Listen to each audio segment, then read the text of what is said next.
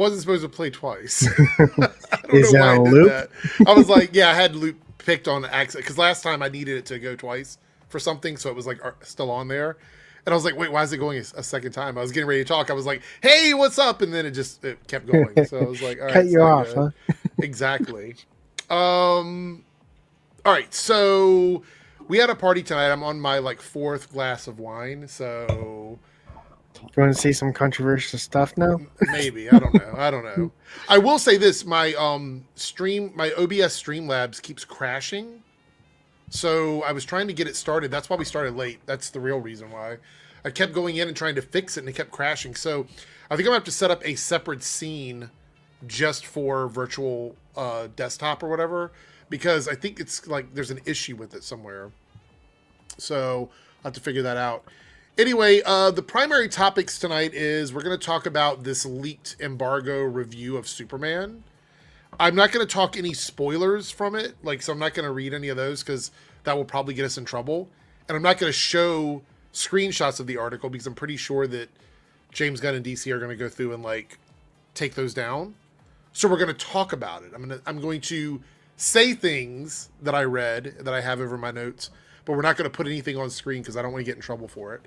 So we're going to talk about that. Because I think it's kind of interesting. The Daily Beast, the person that did the review for Superman, also did a review for Sinners, and they didn't like Sinners. So, which is weird because Sinners was amazing. We have some news on Sinners too. We'll talk about that. We got a lot of little tidbits today. I'm going to talk about Jurassic World Rebirth. I saw that today. So I want to talk about that, but no spoilers on that either. I won't do any spoilers or whatever. But I kind of want to discuss that, and then there's a few random things that I do want to talk about. Why is my mouse is acting up now? What is happening? All right, there we go. It's not the wine, I swear. I heard that there's dinosaurs in Jurassic World Rebirth. There could be. It could be. Darren said he might show up tonight. Anyway, I didn't even do my spiel. Welcome to the Nocturnal Nerdcast, Pop Culture in the Dark, the number 1 out of a million podcasts that come on this time of night on YouTube. If you look us up, we are number 1, and the rest of them, all the way up to like 999,000, are below us. We are the best one, in my mind. So there's that. Joining me is 3W. Now, 3W, you have a new channel, correct? Yes, I do. So you want to talk about that? Yeah, I decided to rebrand from my usual 3Dub Productions and 3Dub Studios. I think it's after 20 years, it's time for a change. Okay. And I came up with Creative Crusader. Is it a new channel, or you just changed the name of your channel? It is a new channel. Okay. However, I do have the old one with this name so that no one's confused by, if you've changed your branding then, basically. Yeah, basically I changed my entire branding, but there is a new channel. Okay. Because the algorithm on this one, my 3Dub Studios one, is completely botched. I can't if I upload something, it gets 0 views. Oh. Okay, so I was weird. It basically was like no point. Wait, so it says 20 years? You started when you were 5? No, I started when I was 9. Wow. Wait, see, everybody's confused. 3Dub, aren't you my age? You started when you were 8? No, I'm 32. Okay. All right. Yeah, I started in 2006, and it was directly when the Smallville season 6, season 5 intro started. That's what sparked my interest for video editing, because it was like I was so intrigued by it. I was like, how do they do that? All right, so let's do a little bit of housekeeping before we get started for our first topic. So I want to remind everyone that if you are a channel member, you can get into the Discord early. All you have to do is go over to the community tab and look for the link there. If you're a channel member, it will show up specifically for channel members. Doesn't matter if you're on the Reloaded channel or the Debunks channel, the links are there. If they don't work, let me know and I will repost the link, but they should work for up to 7 days, which means there's still a couple of days left on the one that I posted last week. So you should be able to go in, and actually it was on Monday, so you should be able to go in and get into the Discord server. And if you would like to get in early, because the month of July will be early access, all you have to do is be a channel member, and you can find the link on the community tab. And then when you come in, say, I want a debunk title or I want a reloaded title, and I will give it to you, and then you have it. There's a lot of different tabs over there. You talk about movies, TV shows, music. It's pretty basic right now. But yeah, we're having a lot of fun. We got a few people over there now. Thanks you guys for coming through on that. But if you are a channel member, that is a perk, like early access. So there we are. Sheldor says Eric and 3Dub look younger than they are. So we it is a compliment. I mean, if I shave my beard, I look like I'm 16. Yeah. I'm like, it just, that's why I keep growing it, because it makes me look my age. I will never go without a beard. I started growing my beard in 2011. I will never go without it. I feel naked when I don't have a beard. However, we do know somebody that shaves their beard, and that's Darren. Hello. I don't know why. Darren changes styles a lot. Like, he goes through like different styles. So he's go very down the like red carpet and go like, check this right. style out. He cleans up well, basically. Yeah.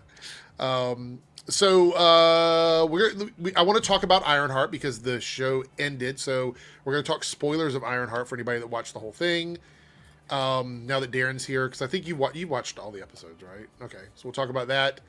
Again, we're going to talk about this Klondike. I actually have ice cream in the other room too, but I am drinking my 4th glass of wine, so we're not going to do ice cream. I do have ice cream. It's kind of gross. gross. I'm not going like I said earlier, you missed it. We're going to talk about the leaked Embargo broken Superman review that came out, but we're not going to talk any spoilers. Any spoilers that are in it, I won't talk about. But I do want to talk about the overall like vibe of the article and what was being said, and we'll talk about why I'm not going to put much credibility in it. Why is the embargo lifted early? No, they broke embargo. Oh, they broke it. Basically, I think they had it scheduled to go out at a certain time, but they had the day wrong. So it went out, and then within like 10 minutes, they took it down, but people got screenshots of the whole thing. Do we know when it's supposed to drop? The embargo? Yeah. Let me look and see. Somebody in the chat probably knows, and they're going to know well before I post anything. I hope it's not the 7th, because that's too early for me. Like, can you do it on the 10th? Because that's when everyone else watches it. Let's see here what it says. July 8th, so it was a week early. Wow. It says here July 8th at 3 p.m. So I think it came out today at 3 p.m. So basically they had the day wrong. So they put July 3rd instead of 8th. So it's 2 days early, which that's interesting to me because they're not like super confident in it, right? Because like typically when they're like, people are gonna love this, they put it out like a week or so early, which I feel like almost never ends well. Like, I feel like I'm nervous now. I'm nervous because of that. Now that I've read that, I'm nervous. By the way, I thought it was a cowboy hat, but I see it's like a caution cone. Yeah. So I'm like, all right. Got it. We got a couple super chats, and then we'll jump into some small topics, and then we'll jump into the big topics. Again, 10 super chats today, but we're doing any tier, so even $1 counts. So whatever you want to donate to kick off the month, you can. We hit our goal last month. Not only do we hit all of our goal every week, but we hit the whole monthly goal. You guys are amazing. So thank you so much for channel support. Let's go through and see what we have now in our super chats. So Sheldor here with a $5 super chat says, I'm hyped for Super Fantastic. Also thought you should know, Eric, I saw someone in another stream ranting about, oh no, don't bring that name up. Please don't bring that name up. I know who it is when you say Supergirl. Like, that person just loves for us to say stuff so they can make videos about it. So I know who it is, but I'm going to keep my mouth shut. I'm also excited for, this was the beginning of the month for me in terms of like movies and stuff, because like Jurassic World, and then we're going to have Superman, then we're going to have Fantastic Four. Those are my 3 definites. And then there's a bunch of like maybes depending on like not Smurfs. What my schedule is. Definitely not Smurfs. No. It's so funny. Speaking of Smurfs, that Rihanna song, Friend of Mine, is so bad that like I played it at the club for the 2nd time ever. When was it? Last night, actually. It was last night, and most of the people had never even heard the song. They were like, Rihanna had a new song. I'm like, yeah, this came out like 2 months ago, and nobody had heard it. And I'm like, after I played it, they're like, oh, that's why we hadn't heard it. This is not very good. She just repeats the same thing over and over again. But I believe this song was specifically meant for a scene in the Smurfs movie, so that's why I'm like, I think it's probably... It's a song that you have to see the movie to understand. All right, Silhouetted Animator coming in with a $5 super chat. Watched all of the 6 episodes of Sandman season 2. Wait, are they all out yet? I thought it was going to be split into 2 parts. Oh, okay. Yeah, I think the second. So there's wait. So there's 12 episodes. That's kind of cool. Wait. So No, is it not? 10. Is it not? Oh, it's not even. So it's 4 episodes. 4 more episodes. So it's 6 and then 4. Yeah. Right. 4. Okay. All right. I think the second half is later this month. Very solid season thus far. July we watched 24th. the very first episode because we went to see a movie. So we haven't had a chance to watch the other 5. So no spoilers, please. Even though I've read the comics, I don't want any spoilers. Marketing has been really bad for that. Like I've seen Well, I nothing. mean, technically, it already said it was quietly like canceled. Yeah, Well, yeah. Like well, I there's think a this. I reason. think this is the end of this. They knew this was the end of it. So I think they're going to wrap up. I hope they're going to wrap up the show. I mean, they already knew that they were going to cancel, so I assume they're going to wrap it up. Yeah. All right. So $5 super chat from Lone Wolf. Thank you, Lone Wolf. Do you have any thoughts on Bradley Cooper playing Jor-El? Talked to Bob about it today. James said in an interview, so I don't consider it a spoiler. We're also going to talk about like the accusations of racism towards James Gunn, which we'll play the clip. Like, I mean, he's just catching strays from everything. And then apparently David Cornsweet said something about Wonder Woman. I don't want to talk about. We'll get to it. He says something about Wonder Woman. I've got the clip bookmarked. We'll watch that. I'm okay with Bradley Cooper playing Jor-El. I don't really have an issue with that. I like Bradley Cooper. Yeah. But it does bring a clearer picture in, like, honestly, this casting for me brings in a clearer picture of like the overall vibe of the movie. Like Bradley Cooper as Jor-El. Yeah. I don't think we're going to get a very serious film. For me personally, I don't see Bradley Cooper as Jor-El. He doesn't like scream Jor-El to me. But I would have to wait and see. Well, I think they're going to style him different. I mean, he's not going to walk around looking like super young. Like Rocket Raccoon, like. Well, I mean, obviously not Rocket Raccoon. I would hope he doesn't like Rocket Raccoon. I kind of want that. I mean, it would be funny, right? It's just like we don't explain it. It's just a raccoon's his father for some reason.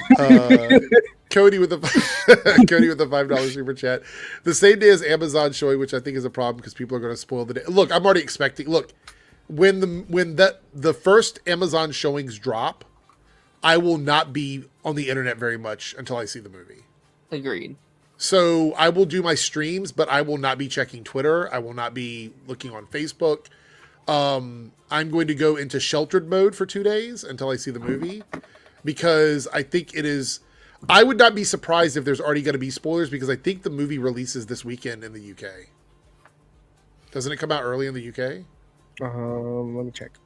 Am I wrong about that? Someone said it came out early. Let me check.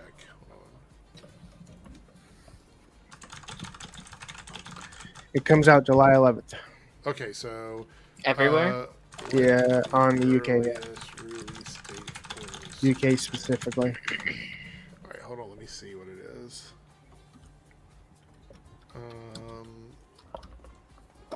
So there's some overseas markets where it releases on the 9th, which is I'm assuming like the international, the Amazon thing, right? Isn't that it? Yeah. That's the 8th. So 8th is Amazon, 9th is some international markets, and 11th is the official release. So well, technically the 10th, but you know. Yeah, technically. Okay. Yeah, kind of interesting. That means I only have to survive 2 days. Right. Well, I mean, you just got to be careful. $1 super chat from Sheldor, just contributing. Thank you, Sheldor, to the cause. Appreciate it. And we have a $5 super chat from Crazy Cat Lady. Good to see you. Is there Odyssey trailer out right now on Ironheart? All right. Yes, there's an Odyssey trailer, but I don't know if we can watch that without it getting claimed.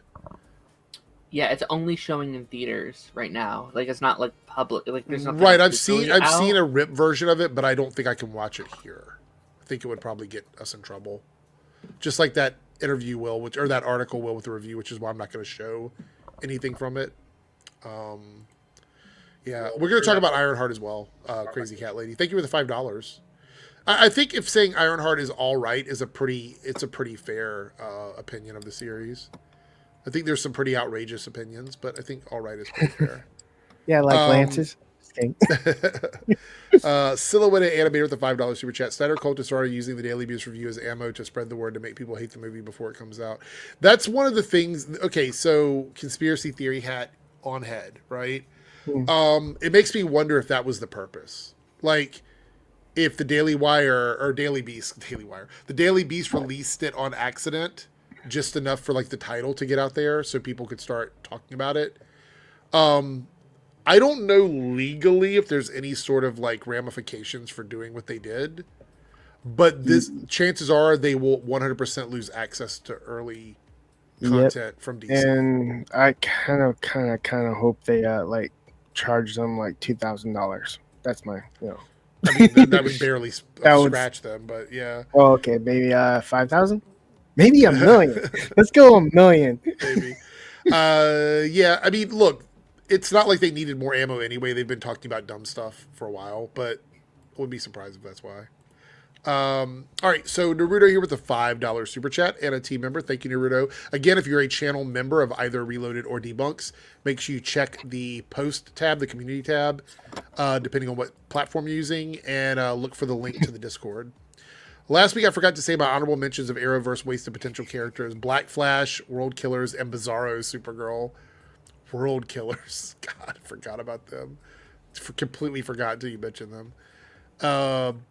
Black Flash. Look, I love the idea of Black Flash, but they really just turned it into like a creature. They didn't do anything much with it in terms of like character development. It's just like a more powerful version of a time wraith, essentially. Well, it's a more powerful version of Hunter Zolomon. All right. So we're going to do our Ironheart thoughts first, but before we do that, I do want to bring something up that I think is kind of interesting. So this was posted the other day, and it made me think about a lot of people that do clip channels and stuff like that, because I think this is primarily what this is geared towards. Yeah. So it says YouTube is cracking down on unoriginal content with a major monetization change. Starting July 15th, channels that do not meaningfully transform clips risk losing monetization. That includes reaction channels, compilation pages, and more. Now, as you see here, there's a community note that hasn't been approved yet, but it does point out that unoriginal content has already been ineligible for monetization for a long time. They're only improving their ways to detect this type of content. So, essentially, if you're a reaction channel and you don't add anything to the stuff you're reacting to, they're going to come after you. Good. Yeah, but you know what I think it is honestly for? Have you ever seen those videos where somebody is showing another video and they're like... Yes. And they do that? That's essentially what I think they're talking about. Yeah, 100%. Like, I've seen a lot of my friends freaking out. Those irritate me. I've seen a lot of my friends like, oh no, I'm I'm going to be ruined. I was like, you're doing... Like, you're adding stuff to your commentary. You're not just...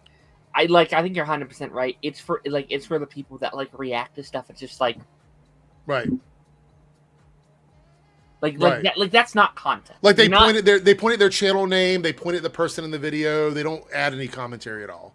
Yeah, no, like if you're actually, and like of course this could be abused. We've seen that happen on YouTube a lot where like it's supposed to be for this thing and it just backfires and it ruins a bunch of channels. We've seen that happen, right? Yeah. But in theory, this is a good thing and this should hopefully weed out the bad apples. I do think there will be some people that will get caught in the crossfire.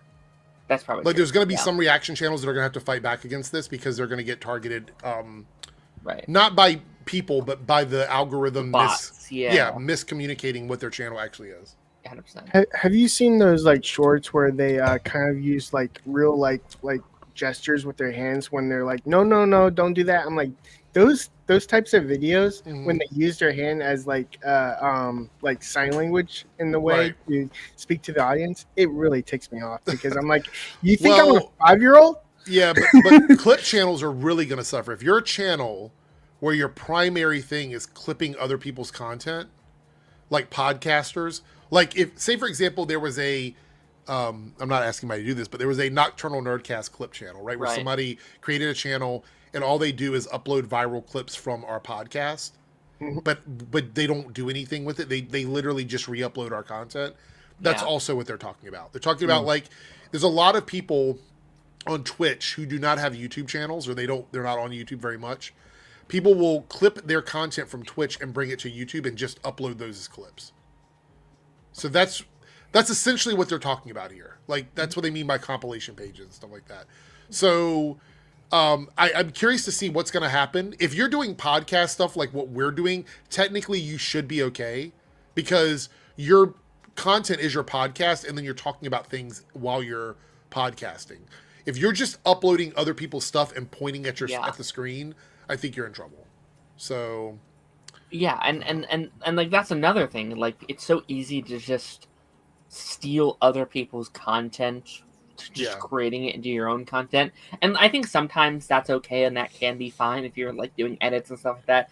But it's so easy to take advantage. I would say edits for me fall into transformative, though. Like, I feel like if you're editing something, it's transformative. I think if you're just re-uploading someone's content, that's when it's like word for word, page for page, then it's like basically you're just uploading the same thing. But this seems to me like 2.0 of what happened during the Arrowverse era, which was them removing the algorithms for people talking about TV shows. They removed that completely because there's a lot of people uploading clips of like Arrowverse and, you know, what was the other show, like Supernatural and stuff like that. They were just uploading clips without without transforming them at all. So I think that's when they removed that. That was the 1.0 version of what this is. This is the second stage of that, where they're going to be more aggressive about it, because technically you're not supposed to be doing that anyway, but people were getting away with it. So anyway, like SS Sniper Wolf, I think she does what the post said. I don't know enough of. Do you know a lot about Sniper Wolf?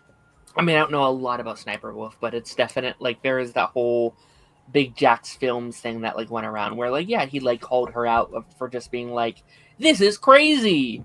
Yeah.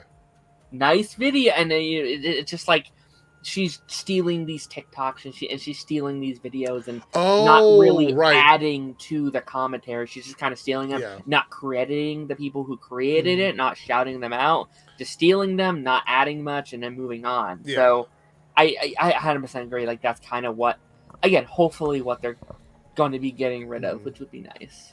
So Silhouetted Animator here with a $5 super chat. Reaction vids, PogChamp, face and thumbnail. Probably took a photo of them making that face to slap on it. The video itself is them stone face. Actually, because I, from time to time, put my picture in my thumbnail. Usually people do like a series of reactions and they just save them in their computer and then they use them in different videos. It's super easy for making a thumbnail. I don't really have an issue with people doing that typically. As long as the thumbnail reflects the content that you're talking about, I don't really care. But yeah, I've seen the ones that I think about the most are like the Mr. Beast thumbnails, where he's always like doing some weird face in his thumbnail. It's a little funny. Silhouetted Animator with another $5 super chat, which I think we're close to the goal already now. I think that's like, isn't that almost there? Yeah, we're 9 out of 10. Heck yeah. XQC does less than most reactors, and I feel like he is exempt from the rule due to having millions of subs. That's the other thing, is we're going to see if this applies to the largest channels. Yeah. Because a lot of times when these rules come out, the larger channels get ignored because YouTube makes a lot of money off of their content. There's what is it? Hassan has people that clip his channel, and Asmongold has people that clip his channel. Yeah. So we're going to see how that works for those channels. Because those are literally just clip channels. Yeah. So, Shelter says, the thing is I appreciate about your content is it's genuine, authentic. I appreciate that. Yeah, what you get here is like me all the time. I don't know how to put this. This is exactly who I, like if we were friends in real life, this is the kind of person I am. So, I know there's a lot of channels that don't do that. Some people play characters. That's not my thing. I'm not into that. I'm not a theater kid. So, all right. With that being said, let me go ahead. I got a bookmark here. And we're really close. We're one super chat away from hitting the goal. So if you guys want to do that, feel free to drop that in. All right. So let's go ahead. You guys know I don't feel very fondly about Rotten Tomatoes, but I want to put this up on the screen while we talk about Ironheart. So we'll have some visual stuff going on. So Ironheart is like smack dead in the middle of like the Rotten Tomatoes scores of MCU shows.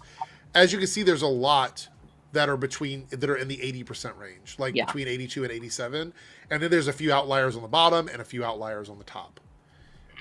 Now, let's talk about this chart a little bit whether or not we agree with some of these placements before we start talking about Ironheart. So we have Ms. Marvel at the top with 98%. And then WandaVision with 92. Let's do the top 5 first. Ms. Marvel, WandaVision, Loki, Hawkeye, Daredevil. Those are the top 5. Do we feel like those are deserving of being in that top 5 placement? Loki is. And WandaVision. There's others I put in my personal top 5, and we can talk about that in a second. I think we also need to point out when it comes to Rotten Tomatoes and TV, and I've talked about that many, many times, they are normally not a representative of the whole series. No. It's typically that first episode drop, everyone rates it, and they don't rate it for the rest of the season. Yep. Critics walk away after that. Yes. So people are always like, why is Ms. Marvel so high? It had so many problems. It's so high because that first episode is incredible. That first episode was such a breath of fresh air. It was such a, like, they were doing all this, like, artistic fun things, and then that middle bit kind of falls off, but people loved that first episode. Right. People adored it. WandaVision was a very similar thing. Those first several episodes, people really I think they dropped the 3 episodes of WandaVision in the beginning. So Yeah. So, like, and that kind of goes for Hawkeye. Like, a lot of people have issues with Hawkeye, but, like, you know, that doesn't happen until later. Daredevil, people really love those first couple episodes of I would say the first episode of Daredevil is actually really strong, and then we have, like, a dip after that. Yeah. Right. So then we have Moon Knight and Ironheart. That should be at the bottom. That should be, like, close to They're literally tied. They're tied, 86%. They're tied. Crazy. Falcon and Winter Soldier, which I think should be higher on the list in my opinion, Agreed. But it's below these two. Agatha should definitely be higher on the list, I think. I really, really enjoyed Agatha. Loki season 2 is down at the bottom. Crazy to me. She-Hulk is down at the bottom. Echo is at the bottom. I think Echo was strong except for, like, the last episode. So that's weird. The Secret Invasion, like, I'm not going to argue with that. Yeah. Secret Invasion is definitely the worst out of all of them. By a mile, honestly.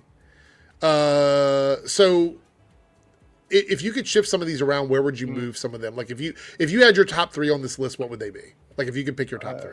So who's 3? You go first. 3 down. Okay. Let's see. Loki, both seasons, top. Right there. Okay. Then what's your next one? WandaVision. Okay, so Loki, and WandaVision. Okay. Just so I can get on your good side, Agatha. I haven't seen it. So well, Agatha is an extension of WandaVision. It's a very similar vibe to WandaVision. So. Okay, then number 3 for Agatha, and then let's see, Falcon and Winter Soldier. You don't have to do the whole list. I'm doing put top 5. Okay, all right. So Winter Soldier, and then what is your last one?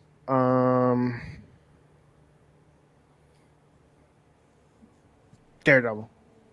Okay. All right. Darren, what about you? What are you thinking? If you had to shuffle these around. My number 1 is, like, Loki season 2. Like, that's in my top 3 MCU projects. So you must be, like, baffled that it's down in the bottom 4. Yeah, it's very strange to me that, especially since I think, like, the first episode season 2 was, like, incredible. It had, like, such a good start. Yeah, so, like, Loki was incredible. I think Falcon and the Winter Soldier is still up there. Like, I know it kind of falters in that last episode, but I think it's really, really strong. And then probably Agatha. I thought Agatha was really strong too. I think those are my top 3 of, like, the, like, live action shows, and then if we start incorporating stuff like X-Men and Spider-Man, then it says these are specifically live action. If they're not animated, it would be a different list for sure. Yeah. Because I think Friendly Neighborhood Spider-Man and X-Men 97 would definitely be near the top for me. Yeah. Okay, so how would I shuffle this around? Which one did I enjoy watching the most week to week? Agatha. I loved Agatha. You're not wrong. I did love Agatha. Well, I put Secret Invasion at number 1, and just kidding.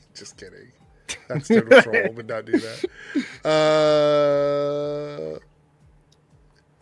You know, I would have to say if I were to go back and watch a series again, I would probably put WandaVision at the top for me. That would probably be number 1, and then Agatha would be number 2.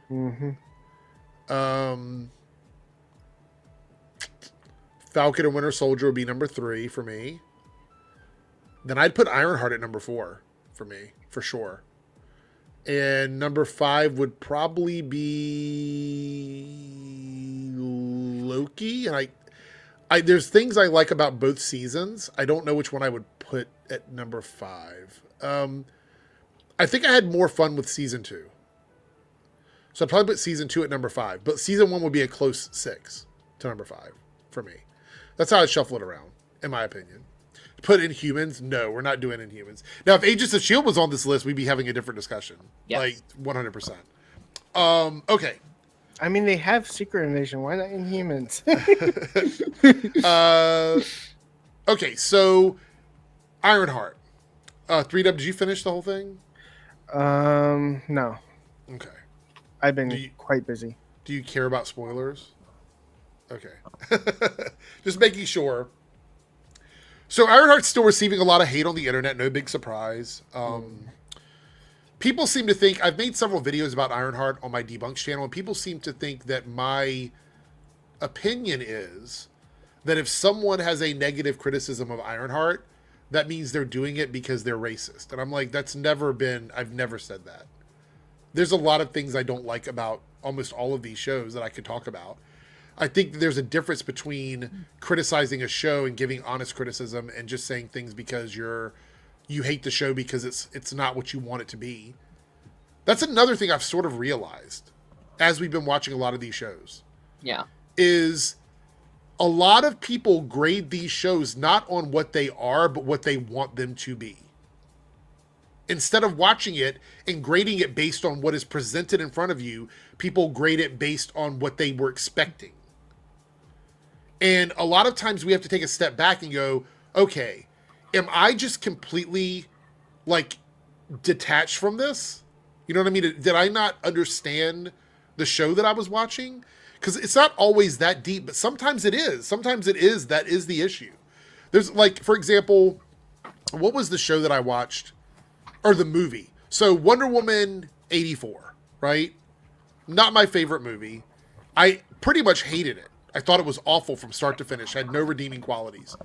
And then Paigey pointed out to me that the movie was not only supposed to be in 1984, but it was supposed to feel like a movie from 1984. And that changed my perspective on the movie slightly. I still had some issues with the movie. But then I'm like, okay, that explains the wacky tone and the way the characters were and the way that Patty directed the film. It was supposed to be a movie from that time. So that part I understood. However, I still had criticisms of the movie. But I needed someone else to point out something that I wasn't getting for me to understand it. And that's when I realized that's a lot of issues with these movies and TV shows is I think sometimes we just don't understand it. And you have to like give it a second shot, or you have to have somebody tell you this is what is supposed to be going on. You know what? And I think with go ahead, 3W. Oh, you know what? Kind of funny is like you watched WandaVision, right? And you got the gist that they're doing a TV show based on a TV show of several that time. TV shows, yeah, several TV shows of that specific time, and you missed on Wonder Woman 84. Well, that's because when I went into it, I was so shocked at the tonal shift from Wonder Woman to Wonder Woman 84. It was like two different worlds. And you know what it reminded me a lot of, you guys, is going from Thor Ragnarok to Thor Love and Thunder. Yeah. It was such a tonal shift in like the characters and the story. I just didn't totally get it. And Ace of Card, I agree there is some of that going on, especially with her love interest. And that's why I can't totally change my mind. I can't get the ickiness out of my head over that. It's one of the big things in the story that kind of ruined it for me. And there's really nothing that I can do to change that. That's the story. That's what it is. But this is why I think Ironheart is an issue for some people. So when you see the finale, spoilers for Ironheart, when you see the finale, she has to make a decision, a massive decision, because we get introduced to Mephisto, Sacha Baron Cohen, which he's great. I think he does a great job in the scenes that we get him in. So she has to make a decision on whether or not she wants to make a deal with Mephisto to grant her a wish, something that she wants. Every decision that we had seen throughout the entire season of Ironheart led us to believe that she doesn't always make the best choices. Yeah. You know, she's not a character that always does things right. She doesn't stumble into the right decision very often. Her biggest enemy is herself. It is Riri. It is the selfishness.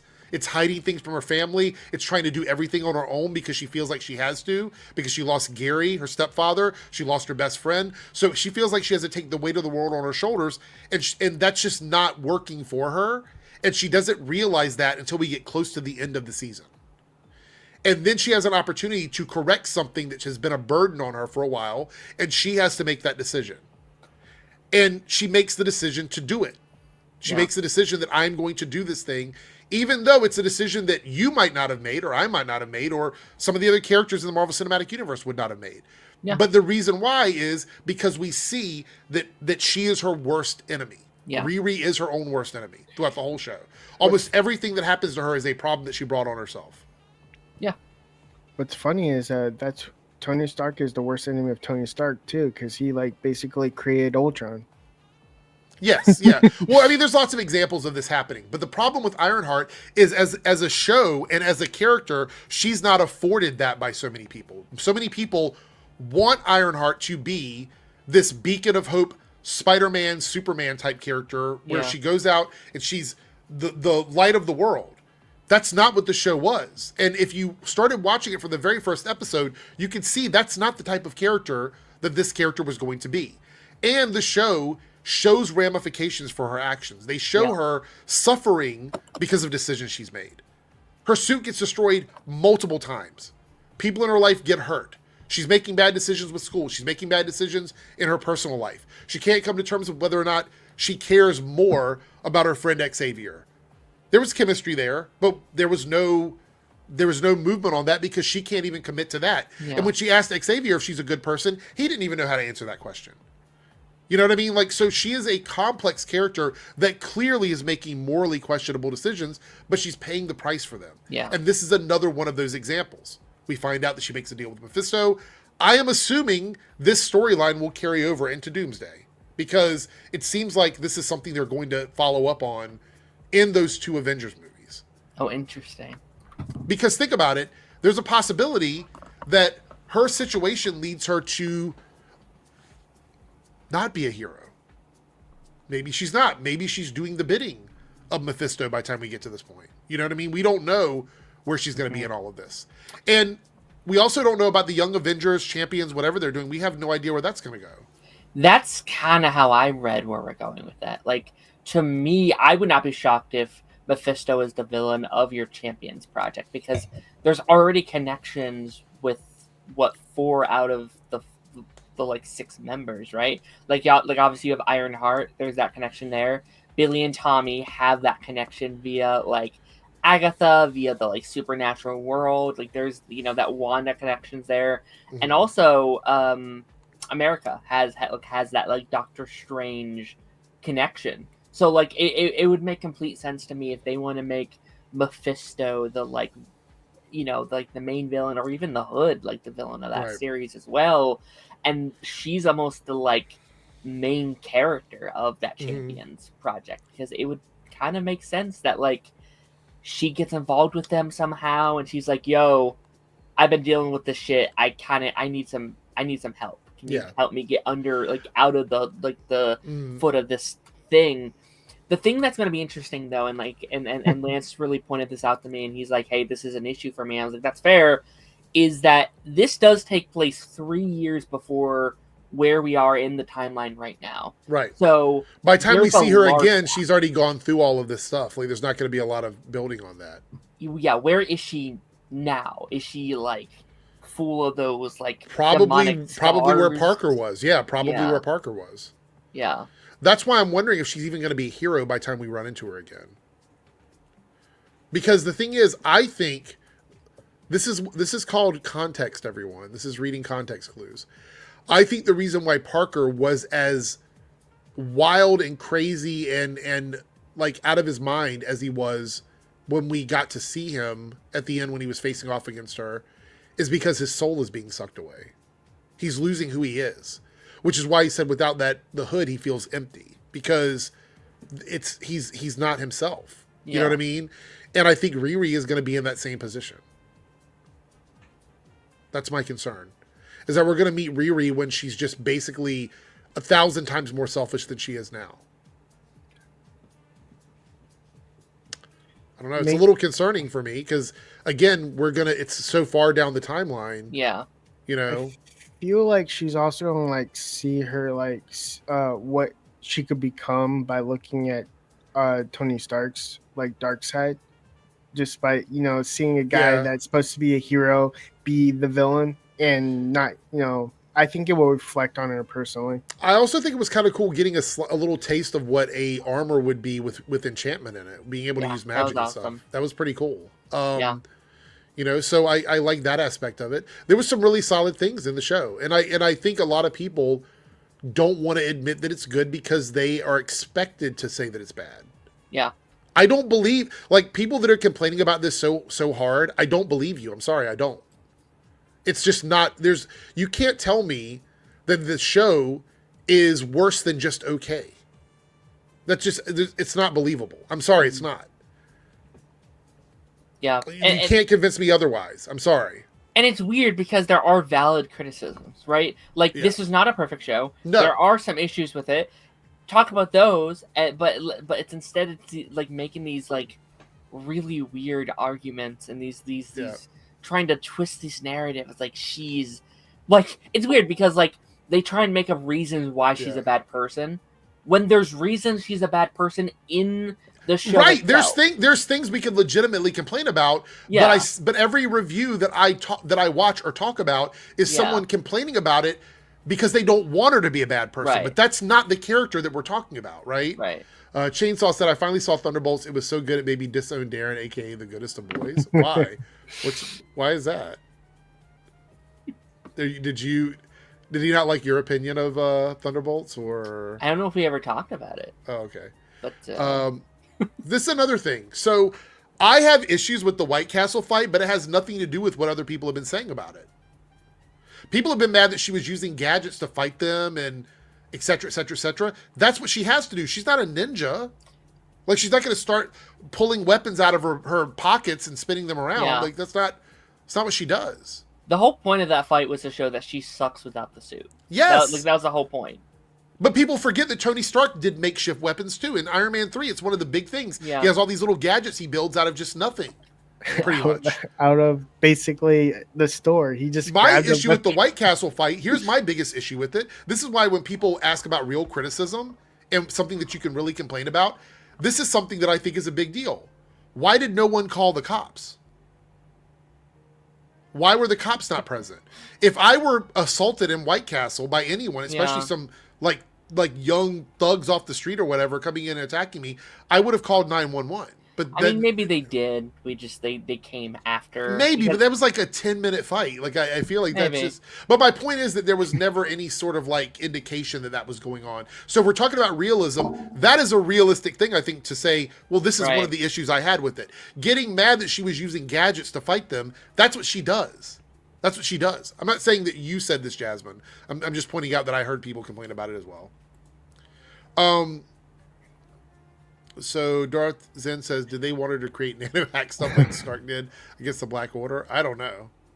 Well, Keyblade, see, that's the thing is, I think it was supposed to be fun. I think it was one of those fights where it's supposed to be goofy and silly. They had like the arms going around making sandwiches and stuff. Like, that was the whole point, was it was supposed to be this sort of fish out of water. Like, without her suit, what is she going to do? Yeah. Because she gets mad at Natalie for like turning her back on her, because that's how the suit got captured by Slug in the first place. Right. So there was a lot of things going on there, but nobody's talking about that because they're just complaining about anything and everything in the show.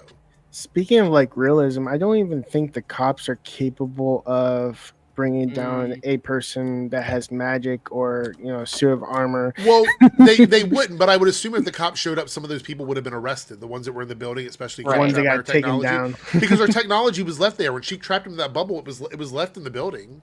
So yeah, like that gang isn't this like they're not superhuman. They're not super powered. Right. They have tech, but they are just real people that the cops should maybe not take care of, but at least put up a fight against. Yeah, exactly. That's my whole point, is that I think there's a little bit of like there's some loose ends and all of that. Yeah. I also didn't like how easily Parker was able to get people to sign over their companies. I thought that was a bit unbelievable. You know?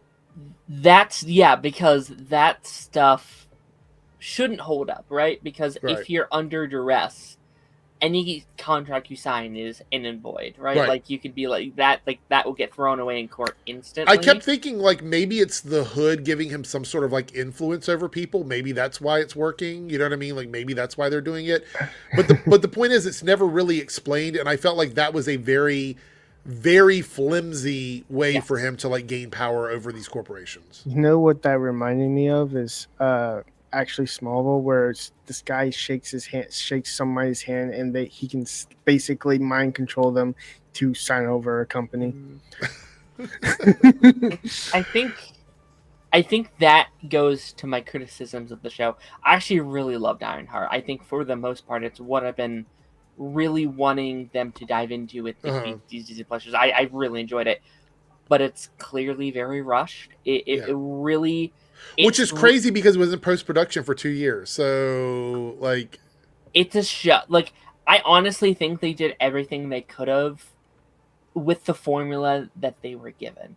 It felt like they were trapped behind that 6-episode Disney Plus movie template. Yeah. And I think everything that's there is great, but it needed more. It needed at least one more episode to flesh out these ideas. I think so here's the other thing, Darren. I didn't realize this when we talked about it originally, but I did some digging when I heard people complaining about it, about the episode release format, like 3 and 3, and why they did it this way. Yeah.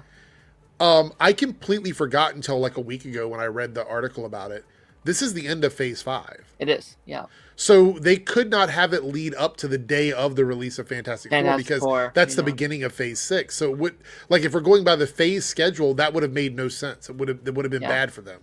So they had to finish it earlier, and they decided that instead of doing 2, 2, 2, it was better to do 3 and 3, which sucks, but I understand why they felt they were locked into doing it this way. I mean, you could have just had it come out a week earlier, or 2 weeks early. Like, how about in 2024 or whenever it was supposed to come out? It 100% should have come out last year. They apparently, I did some digging on that, and apparently the other issue was the writer strike, the director strike, the actor strike. Apparently that affected the show. They pretty much confirmed that was what held the show up originally, was the strike. Or the strikes, I should say, because they were like multiple in a row with each other. That was the setback on the actual finished production of the series. But you know what I don't hear anybody complaining about, and what the show isn't getting a lot of credit for? The visual effects. The show looks amazing. It looks incredible. Yeah. Yeah, it looks great. Like honestly, the suit and the stuff she does in the suit is like movie level VFX. Yeah. So no one's complaining about that, because you can't complain, but I don't see anybody giving them their roses for it. No. I mean, to be fair, they had a lot of time on there. They did, yeah. But that's a plus, though. I mean, you see, when they're given enough time to work on something, they can actually polish it up and make it look good. Yeah. Yeah, it only had 2 days of reshoots. That's what I read also. So they did a lot of first pass stuff that worked, you know? Mm-hmm. So I would say for me, Ironheart is probably slightly higher in the pack. I would say I could even see her being above Moon Knight, technically. But it would probably, I don't know, she'd probably stay in the middle, but maybe the high middle for me. I could see it swapping out with a couple things here and there in the list if you're looking at like overall, like taking my personal favorites out and just looking at it logically. I think Ironheart should be higher on the list, in my opinion. Agreed. There's a little bit of bias, obviously, because I really enjoy the show. I'll probably watch it again. I really enjoyed the show, and I'm probably going to watch it again on a binge. There's a lot of Marvel shows that I did not go back and watch a second time. But I'll probably watch Ironheart back again. Here's what I'll say, and I do think this will affect my thoughts on the show. If we never see these characters again, this is a bad show, in my opinion, right? Yeah. Because I think that ending only works if we get to see her have the chance to redeem herself or to because that's what the show is doing, right? It's putting us in a position to go, okay, you made a bad decision. We want to see where you come out on the other side of this. Yeah, like, what are the consequences of this? What does it mean? What are these dynamics like? And it, like, it works as a really, really good season finale, but a bad series finale, if that makes sense. So if you don't see the characters again, it's a bad show. So what are you going to say about Agents of S.H.I.E.L.D.? But that ended.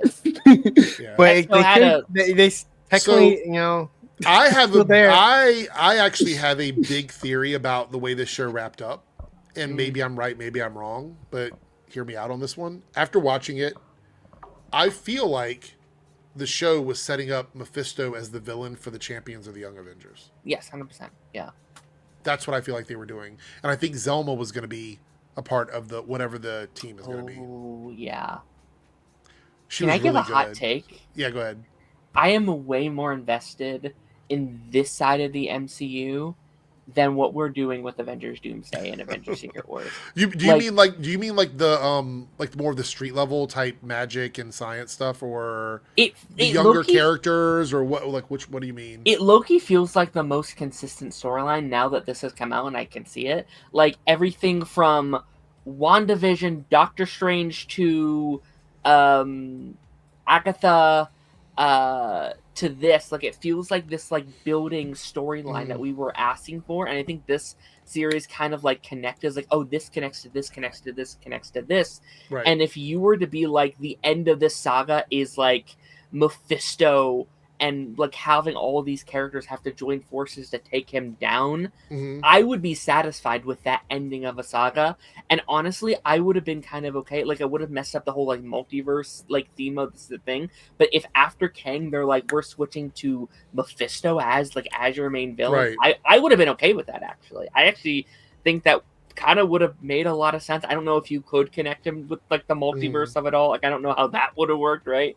But like, it kind of would have made for a more casual transition than like, oh, it's Doctor Doom for some reason and we have to like fit this in. It's like, no, let's build on a story we've actually already been. Yeah, it's really weird because Doctor Doom is coming in with like 2 movies to get prepared for him. You know what I mean? And it is a little weird because Mephisto could have been a Avengers level threat. I mean, 100%. I still think we're going to get a little snippet of what's going to happen for Doomsday and Fantastic Four. I mean, I think you're probably right. I think that's probably accurate. All right, we got some super chats, and then we're going to talk about this Superman stuff. Cameron here with a $5 super chat. Eric, yesterday was the 28th anniversary of Will Smith Independence Day movie. Oh, I thought it was the Will Smith slap. Oh, you're making me feel really old. 28th anniversary of that movie. I actually saw it in theaters as an adult. So that's bad. Thank you for the super chat, Cameron. Cody with the $5 super chat. A very funny thing about Ironheart is they did one more day with Riri. Yeah. So that's funny because they were saying that was what they were going to do with the new Spider-Man movie, and this kind of disproved that. So I don't think they're going to do it, which will make a lot of people happy because they didn't want Spider-Man to do that. But we'll see. Again, like Darren was saying, though, unless we see the ramifications of that and what happens, it leaves us. I think that either this show again was set up for the Young Avengers to finish the storyline, or a second season of Ironheart. Yeah, clearly. Which like, I've already been seeing people like protest for a season 2, and I would love a season 2. I really, really would. And that's not going to happen. I don't think. It's too expensive, I think, to do another season, to be honest. It's too expensive. They're clearly moving on from these kind of TV shows. They just kind of put the show out to pasture. Like, if they actually wanted a chance for season 2, they never would have done it like this. They would have just waited and been like, this is part of phase 6 or something, you know? So, which honestly maybe would have been better, because then like Thunderbolts could have been like your final project of phase 5. You know what I mean? Yeah. I also feel like this is if there's no ramifications, as you guys said, about like what Riri's going through, I think the same thing could be applied to Rhodey. If there's no ramifications of him not like realizing that he's been locked up for a very long time and his friend just died. Yeah. Well, that's a lot of phase 4 and 5. There are a lot of storylines that are left open that we haven't got back to, that we need to, come back to at some point. Rhodey's an interesting one, though, because I do think he fits in a lot more places than Riri, and he is unfortunately a much more popular character. Like, he's one of the OG characters. I recently interacted with the post yesterday. Rhodey is one of the only 4 characters that has appeared in every single phase. Right. There's only been 4, and he is one of those 4. Well, no. Avengers 2. Wait, hold on. Yeah. Iron Man 2. Yeah, he was in Iron Man 2. He's in every phase, yeah. I was about to say technically Iron Man, that's a different Rhodey. The thing is, Rhodey will be in the 2 Avengers movies for sure, 100%. So I hope so. So that means he'll be in phase 6 as well. So let's hope. Yeah. Cameron with a $5 super chat. Have you seen that Keith David will be getting a star on the Hollywood Walk of Fame? I did see that briefly today. I didn't read into it too deeply, but I saw the pictures posted by Keith David, or it was either by him or by a fan account. Have you seen the video of it? Mm-mm. Oh, it's the most adorable video in the world. You should watch it. It's. If you know, do you have the link for it? Because I don't. Yeah, know where it's at, so. Let me find it. It's him, like, seeing him win it for like the first time. It's the most adorable thing. Hold on, let me pull it up. By the way, Lone Wolf, happy early birthday. Your birthday's tomorrow, so happy early birthday. I hope you get all of your wishes coming true. Going to be 21 or I've had too much of this wine tonight. You don't sound like you did too. I might not sound like it, but in my mind, I'm feeling it for sure. All right, I sent you that link. Okay, we're going to watch that while we have the super chat up here. All right, let's see. I'm going to pause it. All right, present.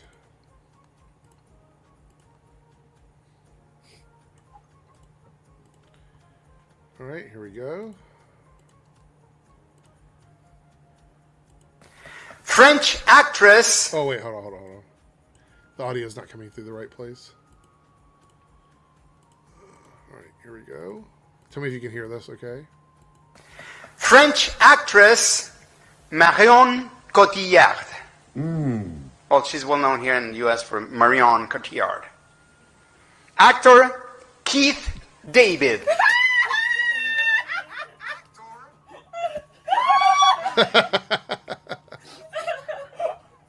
Actress Rachel McAdams.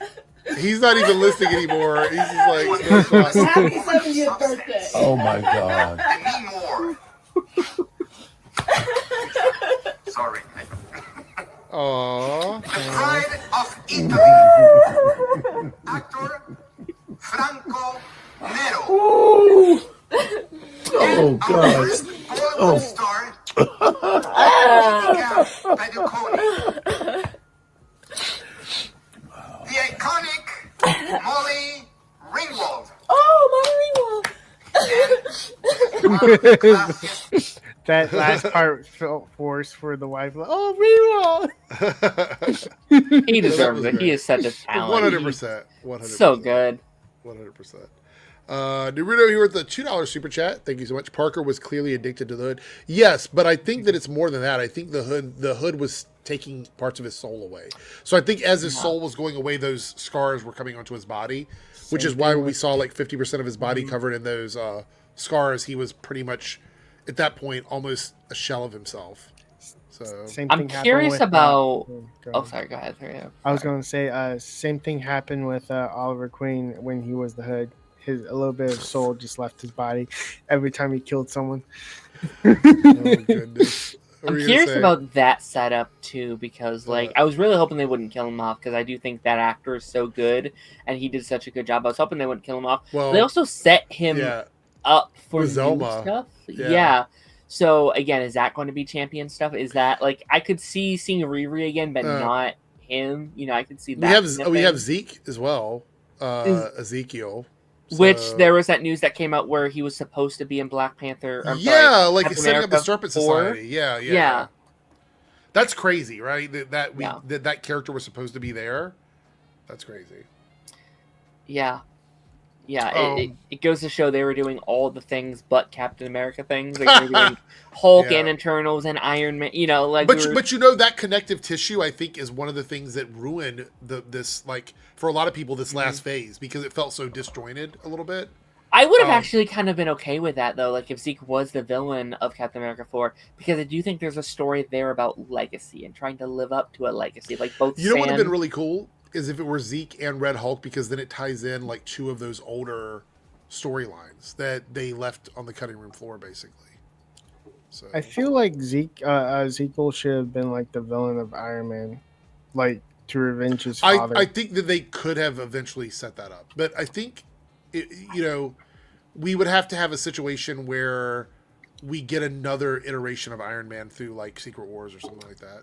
I kind of like it. Kind of like how they did it here, though. Like, I like that it's just almost like a legacy mashup between your new, not Iron Man, but like your Iron Person and this kind of legacy with him and the story of like... Yeah, it's like the legacy of Iron Man with Ironheart and then the legacy of Ironmonger with Ezekiel. You know what was funny is that he said the alter ego of Ironmonger without actually giving him the name Ironmonger. He was like, he was a monger. Oh, but he didn't actually say the full name. I'm like, again with this? Yeah, because they never actually call him Ironmonger, like, in the universe. It's like... No, but I think that was for fans. I think that was just for the people watching, pretty much.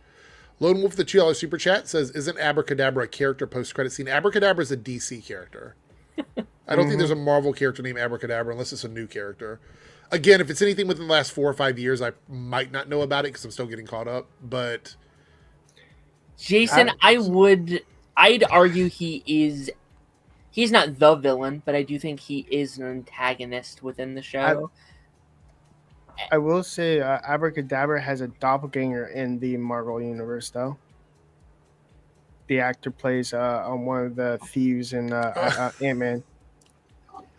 Yes. Dare, though, you're speaking about the villain outside of Ezekiel.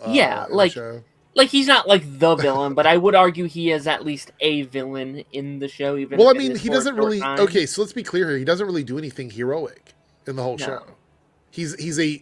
First of all, he steals technology. He sells it on the black market. Yeah. He acts like he's doing something for his father, but then we find out that's all a lie. So he lied to Riri pretty much until she stumbled upon the ashes, which means he had no intention of telling her the truth. Then when he got in jail, he was mad about it, which, he should be a little bit mad at Riri for, like, screwing him over. Yeah. But then he immediately is like, well, I'm going to become this superpowered being. I'm going to do what the Hood wants me to do, but then he tries to change his tune. But then he went over to his neighbor and was going to burn her flowers up. So, I mean, like, this isn't a person who is portrayed as a good person, in my opinion. I kind of like that, like, he's always had this in him. But what's kept him back was he was trying not to be his father. Like he saw firsthand the legacy that he left. He's like, I'm not going to be that. It's almost a tragic tale if you think about it. It is, and like Riri literally gave him permission to like unlock that side of him that I think was always in there. But he's like, oh, she's saying it's okay. Right. Like, I can assert this part of me, and it kind of was this snowball effect. And yes, in like the final couple episodes, he was controlled by the Hood, but that first time where he fights Riri, that was him. That was his decision. Yes, it got him out of jail. Yes, I don't blame him for doing that, but that was him. He right, had but then he did. But then he wouldn't go as far as to actually murder her, which I think is important. It's an important distinction. But Jason, to your point about it doing against his will, does that dissolve like Winter Soldier of everything that he did? You know what I mean? Like, just because you're doing something against your will, in the context of like how everybody else perceives it, you're still not a good person in that regard. But if you subtract that away from him, if you subtract the fact that he did stuff against his will in the final episode, he still did like sleazy, underhanded things all through the series. You know, I'm not saying he's a good person. One thing I love about Ironheart is it reminds me a lot of like shows like Mobland or Game of Thrones or these other shows where characters aren't clearly a good person or a bad person. Right. These characters are real characters that make good decisions sometimes and make bad decisions sometimes. But they're not trying to tap into what exactly is a good person. That's not what the show is doing. And I appreciate it for that. That's one of the things I liked about it. And what I think is very interesting is I do think it kind of shined a light on the MCU as a whole. A lot of MCU characters aren't inherently a great person, but what this show does differently is that it actually shines a light on those things. And I think the whole like Tony Stark one is so interesting to me because people act like Tony Stark would never kill someone. This is crazy. Literally in the first Tony Stark has the biggest body count of every hero in the MCU. He sucker gutted a guy and threw him into a bullet. He's killed more people than the Winter Soldier. It's so crazy to me, like what people will overlook because they don't like inherently be like this is a bad guy. Right. But like Tony Stark, Bruce Banner, Nat, Hawkeye was on a killing spree through like in between Infinity War and like Endgame. And I'm not, but that doesn't make me change that whether or not I like them as a character. You know what I mean? Like I understand that sometimes heroes make decisions that aren't the right decision. It doesn't change my opinion of them as a character. Yeah, no, it's just and I think it's interesting that this is a show that's like shining a light, and I think like Riri's narrative of like I don't want to be a villain, but it's a story about temptation. And it also shines a light on the fact that she doesn't have a proper mentor. That's another thing. She doesn't have someone sort of overseeing what she's doing, like Shuri or T'Challa or Tony or someone that can oversee her. She is a superhero learning everything on her own without any help from anyone. And she even talks about that when Natalie's like, why don't you call up Shuri? And she's like making fun of it. Hey, Shuri, what's going on? Blah, blah, blah, whatever. Because she knows she's not going to answer. So Riri understands she's kind of out on her own. Right. And that is why she makes some of the bad decisions she makes, because she's doing it based on emotion. That's what's driving her in the series. I wonder if Shuri, when they actually see each other, he's like, why didn't you call me about this? I did think about that. I think she like threw away the like calling Shuri thing way too quickly because I think she would have came. Look, I think she believes that Shuri wouldn't come because Riri has been let down so much in her life that she doesn't feel like anybody has her back. 100%. Which is why when she finally comes around to her mother at the end of the series and her mother kind of accepts her, I think that's the first time in a long time that Riri had felt like someone gave a shit about her. And that was an important change for her, which is why for a moment you saw a flicker of what her life could be prior to getting offered an opportunity to bring back her best friend, which we see through the whole show. She's struggling with that. Yeah. She's struggling with this AI that isn't her best friend. Lone Wolf with a $5 super chat. Tomorrow's my birthday. I'm sure it's no stream, so I hope you guys have a fun day, guys. Yep. I have to work, but I will definitely be thinking about you, Lone Wolf, so happy birthday. Happy birthday. Julia here with $10 super chat. Right now, I'm really enjoying the MC for a variety of different characters that uses. WB doesn't just focus on Batman all the time. I'm getting kind of tired of Batman. I agree. Did you see Bo DeMayo's post about this? Oh, God. He said that they should have started with Batman in the DCU, and I'm like, no. I absolutely disagree with that. I think Batman should be an important character. I do not think they should have started with Batman. I think someone like Superman or Wonder Woman or someone like that is the proper starting point for this new universe. In my opinion. Basically, in my opinion, Superman is what you see in the light. Like Batman's the shadow. You need the light to shine on the shadow so the shadow can be seen.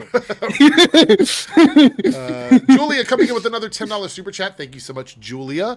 I'm going to see Superman on my birthday. Wow, there's so many birthdays. Happy birthday, early birthday, Julia. On the 13th, been looking forward to see it. I want to like Superman again. I hated Man of Steel. That ruined Superman for me for a long time. Yeah. There's a lot of people that feel the same way you do. I'm not going to try and change your mind, Julia. I did enjoy the movie for what it is, but I do understand why people do not like that version of Superman, and I support you on that one. Well, I don't like the Batman v Superman, in my opinion. That was way too godlike for my personal opinion. And then I had certain love for Man of Steel, but at the end of it, he could have done something else, like take Zod outside or something like that before he tried to kill people. There was more than one option he could have gone with. Well, I do know people have an issue with it. What were you going to say, Darren, about Superman? You were going to suggest something? I was just going to say, if you're looking for something to kind of hold you over, I think Superman Lois is a great shout if you're not a fan of that Man 4 of Steel. seasons of it. 4 seasons. Hey, I would also Smallville argue too. My Adventures of Superman is also a good one if you're looking for a more lighthearted Superman. I'm not. I would not count Smallville as a Superman show. It is a Clark Kent show. It's still Smallville. I mean, it's still. If Superman. you run out of things to watch, you can watch Smallville. Oh, there we go. A little shout out for Smallville. All right, so we're gonna go over a little bit of this Superman stuff. I'm not gonna read spoilers. I do have spoilers for it, but we're not gonna read them because I don't want to spoil it for anybody. So let's set this up. Daily Beast released an article around 3 o'clock today, or yesterday now because it is Friday. I've had too much wine. They released the article around 3 o'clock yesterday, and they took it down within like 5 or 10 minutes. But there was a lot of spoilers in the article, a lot of them, which again, I'm not going to reveal here. But I do want to talk about the overall thoughts on the movie and the headline. But I want to remind everyone that the person that wrote this article hated sinners. Okay? So there we go. Take his ideas with a grain of salt. So the 30-second snapshot of this article is headline and tone. Terrible new Superman. This is the headline. Terrible new Superman is the final nail in superhero cinema's coffin. He called it a Saturday morning cartoon come to overstuff helter-skelter life. That's a selling point for me. It's like a live-action Saturday morning cartoon. Count me in. Yeah. Take my money. I will buy 20 tickets. Yes, please. Go ahead and put it on my credit card. Like, that's what I feel like when you say that. The fact that someone would get mad that a superhero movie feels like a Saturday morning cartoon is a bunch of red flags for me, to be quite honest.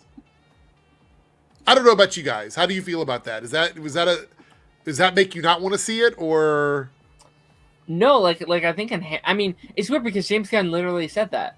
Like, James Gunn said one of the big inspirations was Superman the animated series. That's kind of like the like tone that they were going for, and it's like sounds pretty awesome if that's what they're going for, but it's clearly just like from that title that doesn't feel like a very nuanced take. That feels like someone trying to like push this narrative. And like, listen, that could also be a bad thing. I'm not saying that's automatically a good thing. Like, I think a movie like Shazam 2 kind of feels like that. This like Saturday morning cartoon, right? Ooh, why did you do that, Dare? Don't even make me think about that. Like, I just and like that's a negative version of that kind of pitch. But you know what also does? X-Men 97, right? That's a good version of that pitch. That's true. So it's like it depends on the context. What about you, 3Dub? Does it make you not want to see the movie if you hear that it's like a Saturday morning cartoon? There's a lot of Saturday morning cartoons that I really enjoyed, so hey, I'm going to see it. Okay. Some of the other criticisms are visuals are flashy, but the story is chaotic and paper thin. It's more of the same interconnected universe bedlam and proof in the author's view of genre fatigue. Okay. That was a lot of complex words. Basically saying that the idea of like these TV shows and movies being connected and stuff like that, it makes people tired of watching these movies and TV shows. That's basically what he's saying here. Those are for the general audience. For fans like us, we don't care. We will watch anyway.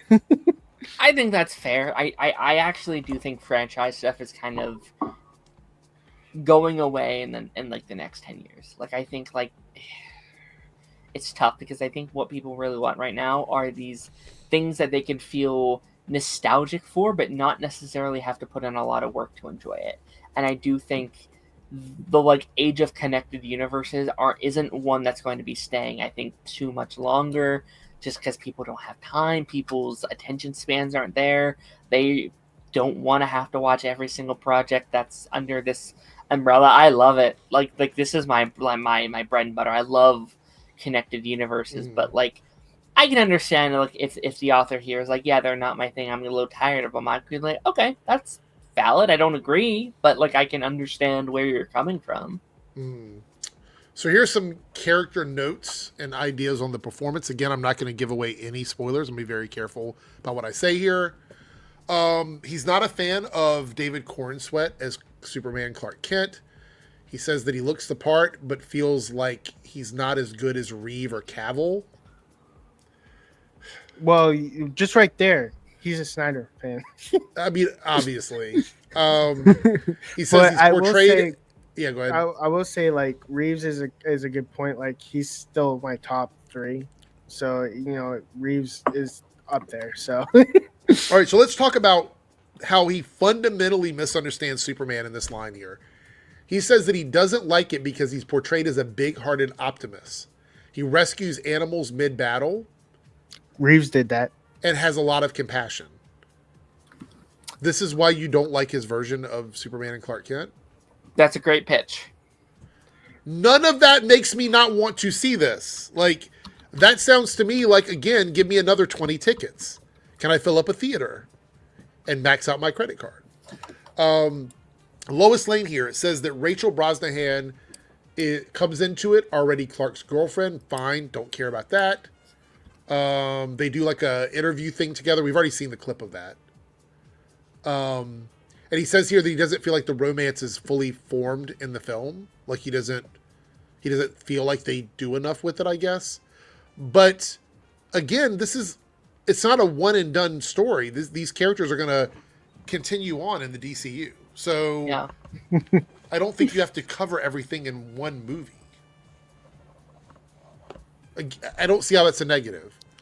Let's see. With Lex Luthor here, he says that his Lex Luthor is faithful to the character, but he feels like there's too much. He's too connected to his henchman, which is like the Engineer and Ultraman. What does that even mean? What does that even mean? Too connected? Are they just always around with him? Okay, fair. I mean, that's fine. Otis but he doesn't say that he's bad. He just says he's faithful to the original version. Otis and the other henchman, well, female henchman, henchwoman. Anyways, they're connected to Lex Luthor. I mean, they follow him around like he's like, like some royalty. That was Miss Tessmacher, right? No, there's other versions. In Christopher Reeves, it was a different woman. It wasn't Miss Tessmacher. No, wasn't it? Yeah, Nope. because he screams, Miss Tessmacher! I just watched it. I don't know. Maybe I'm wrong. No, that was Superman Returns, I think. I'm so confused right now. Now I gotta check. So he says here the one real positive he gives is that Crypto is great. The humor always lands with Crypto. So that's good, right? Yeah. I mean, I don't know. Like I know, like a lot of those Snyder people, like freaked with like the Crypto thing. Like, how dare they, do a dog? I feel like if there's one thing you can count on with James Gunn is nailing the animals in his movies. Like he's really good with that.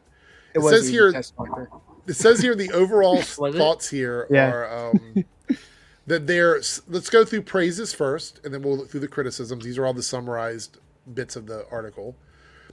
He praises the bright, razor-sharp imagery and Gunn's knack for staging kinetic, elastic action. He uses the word elastic, which, okay. Authentic comic book deep cuts with like the Metamorpho and Hall of Justice stuff. The nostalgic Williams score, which we know there's a version of that they're going to have in the movie. And Holt's committed to Luthor. Criticisms are, the action is too relentless, a lot of CGI insanity that loses impact. That is a very personal thing. Like, that's not something that always resonates with people. You know what I mean? CW. Here's another criticism, was that it's overcrowded with a lot of characters. Some of them don't get a lot of development. All right. Valid. I mean, there's a whole building of employees. You expect them to all dive into their backstories? Look, I'm just going to put it out there that I thought when we first heard all the characters that were going to be in this that we might have an issue with a lot of characters that don't get a lot of storyline. I don't necessarily think that's the worst thing. It is a bit annoying, but James Gunn is usually good at juggling a lot of characters. He did it with Guardians of the Galaxy. So for me, the main characters that we might get like more character development is Superman, Lois, and the Justice Gang. That's basically an engineer. Those are the and Lex. Those are the main ones that we're going to focus on. So the last little bits here are I sent a private chat, Darren. I don't know if you saw that or not. I wasn't sure what you were saying there, so I was asking. I just sent that message in the wrong okay, got it. thing. The last two bits here are that the emotional stakes aren't too high in the film. I don't care. I don't really care if the emotional stakes aren't too high, to be honest. That also depends on what they mean by emotional stakes. Are you talking about like crying and tears, or like it just doesn't seem to the weight of the lives in the movie don't seem to weigh on the characters too much. We'll have to wait and see what that means. I'm going to see it anyway, so this doesn't really matter. And actually, everybody in the chat, something I want to bring up, I've had too much wine. Something I want to bring up here is if you want to see something, do not let reviews like this change your opinion on whether or not you're going to go out and support something. If you want to see something, go out and support it. 100%. Don't let stuff like this deter you. I've said that about everything for the last several years. Last bit here says Gunn's trademark humor doesn't always land, and there's a lot of whiplash-inducing moments in the film. Okay, that's valid. Those are the big criticisms. I think a lot of that sounds valid. Like, seems like a lot of the things I was slightly worried about, you know. But it all depends on the context, and each person is going to take these elements with a grain of salt. So, what were you laughing about, 3Dub? Oh, I sent something in the private chat.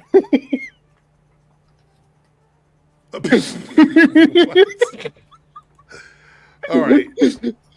If you guys want to super chat about Superman, feel free to. We're going to read some super chats. And then we're going to talk about the next. I want to talk a little bit about Jurassic World Rebirth. I'm not going to spoil it, though, by the way. All right. Julia here with another $10 super chat. Thank you, Julia, for supporting the show. It means a lot. I would rather bright, colorful, lighthearted Saturday morning cartoon Superman over sad bastard Henry Cavill snapping necks. Don't say the name evil Superman. No more evil support, please. I think that this is a complete 180 from Henry Cavill's Superman by the sounds of it. Like, we're going with a Superman who's saving animals, making funny comments, a very personable character.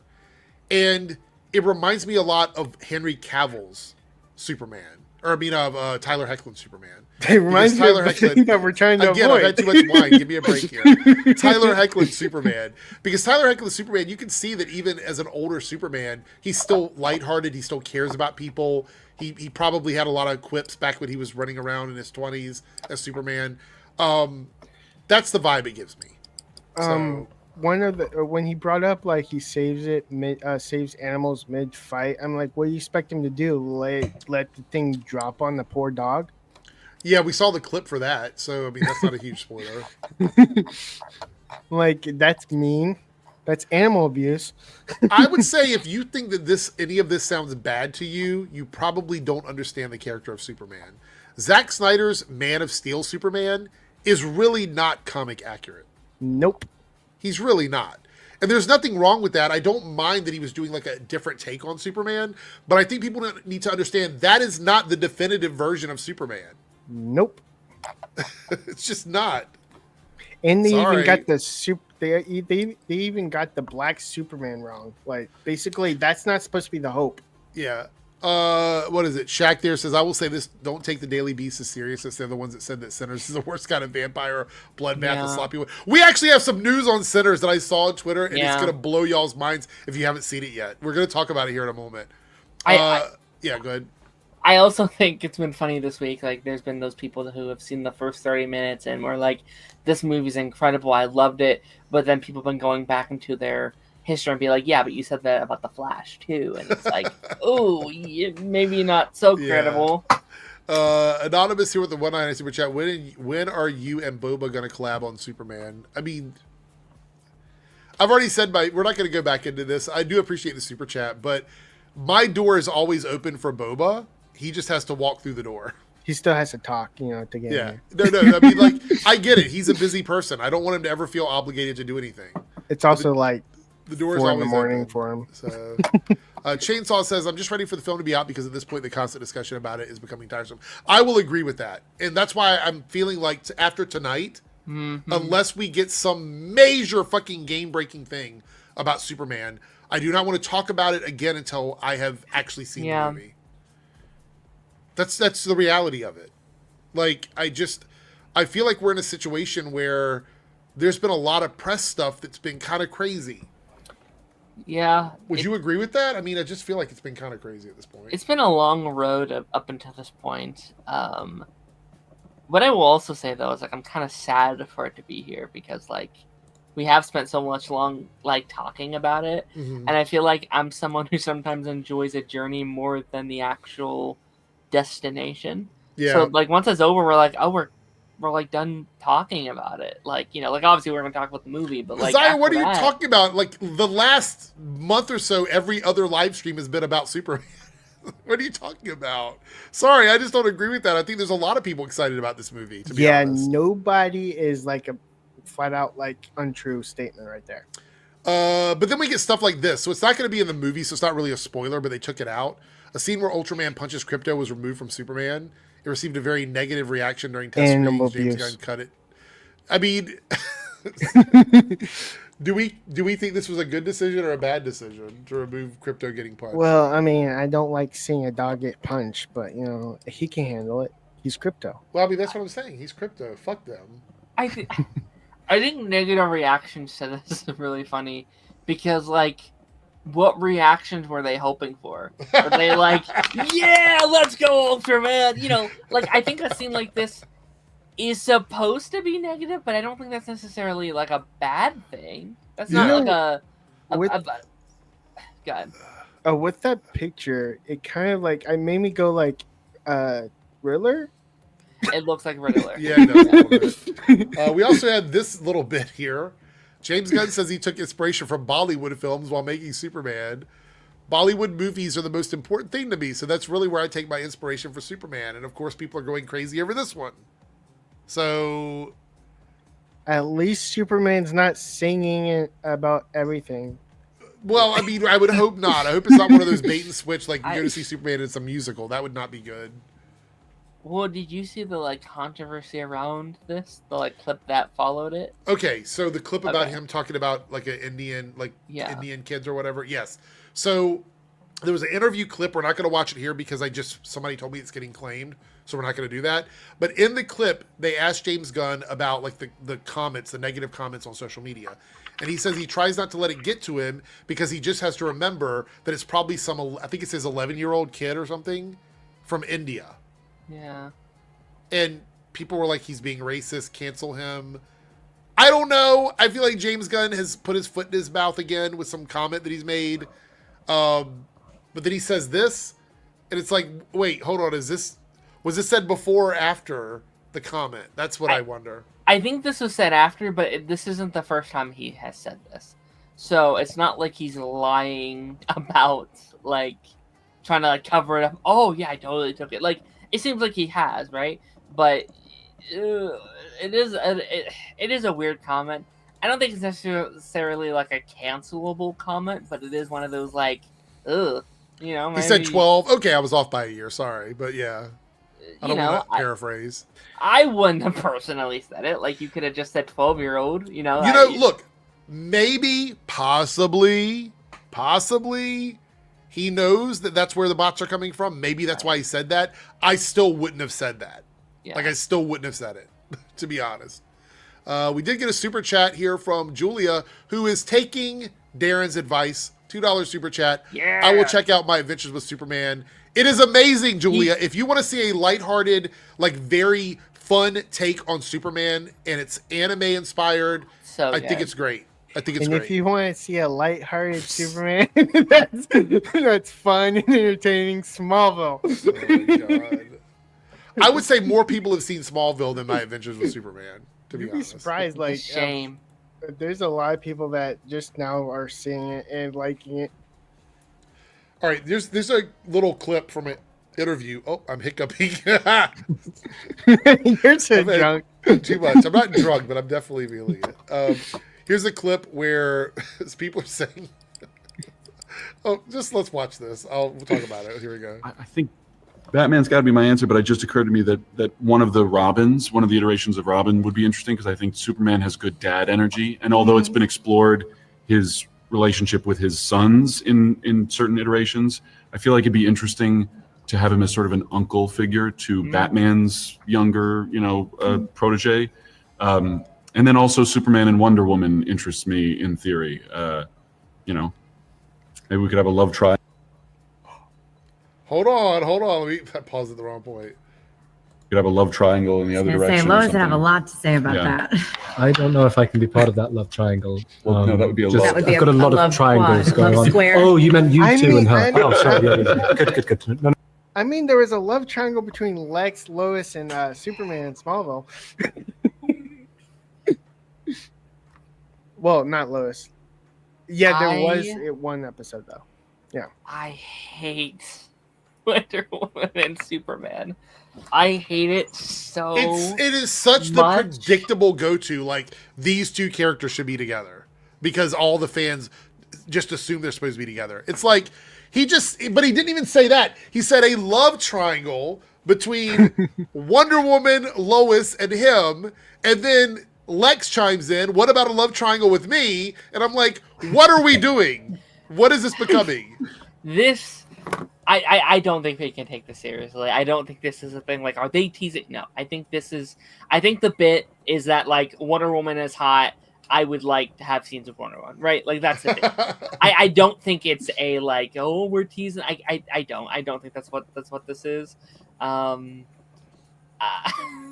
I hope they stay far away from any of that. I strongly dislike Wonder Woman and Superman. I'd rather Wonder Woman and Batman, even though I don't love that either. Like, I think that's at least better. I do want to talk about the first part though, because I do think that's at least a very interesting part of that point. I 100% agree. I love the dynamic between, especially Dick Grayson and Superman.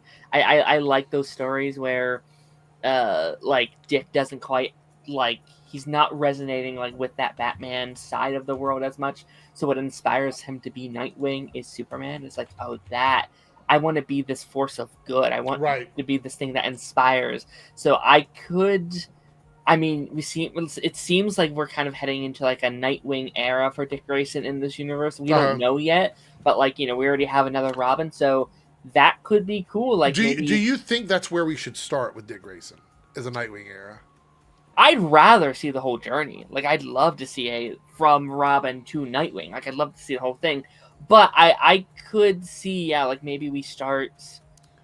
It's tough because we don't know if he's going to be in Teen Titans or not, right? Like we're not sure if that's the one we're going to be getting or if it's going to focus on Damian. But I would like to see him kind of stood up as Nightwing and tell that story. And maybe you can do, like, flashbacks to show his journey up into that point. I do want to give a shout out to the fact that he basically gave a nod to Tyler Hoechlin in this when he said at the beginning that, like, we've already seen a version of Superman with his kids or whatever. Like, that's definitely about Superman and Lois because that iteration has 2 kids, which makes it very specific. Right. That's what he was talking about.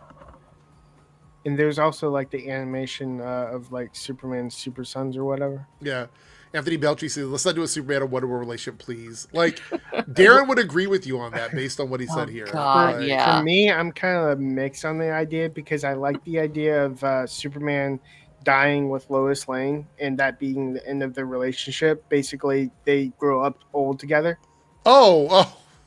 I thought you were going somewhere else with that. I'm like, wait a minute, hold on. Realistically, Superman ages so slowly. Like, Wonder Woman and Superman are the same. Well, Wonder Woman would actually live longer than Superman. Yeah. Well, true, but still, they would have a longer connection than. Lois So wait, Lane. are you saying that you stand Wonder Woman I'm and mixed. Superman?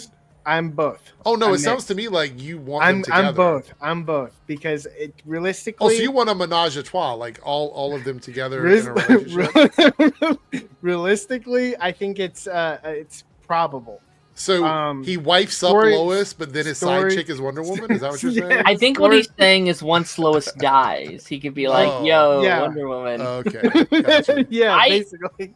I've always loved the idea, like, if I was to ever make a Superman movie, I love the idea of, like, Logan-style Superman, not in terms of, like, tone, but, like, I love the idea of, like, Superman lives so long, everyone he loves has died, and right. what is the, like, morality of that when he has to slowly see everyone You know what's interesting is whenever we see, like, a character that exists as an immortal character or a character that lives for a long time, you don't really see that sort of reaction. But when it's a character that is either human and gets immortality or turns into a vampire or something like that, where they get to live for a long time, they are affected by that because it's not something they're used to. I think Superman would also suffer from that because he is raised as a human. Yeah, like, I think it'd be very fascinating to tell this story of, like, most stories like that, they either end up grumpy or mean or evil, but it's like, can he stay good when he has nothing left? I think really pushing the, like, goodness of Superman and how much loss can he take until he does break, and, like, what does it take? Like, I think that'd be fascinating.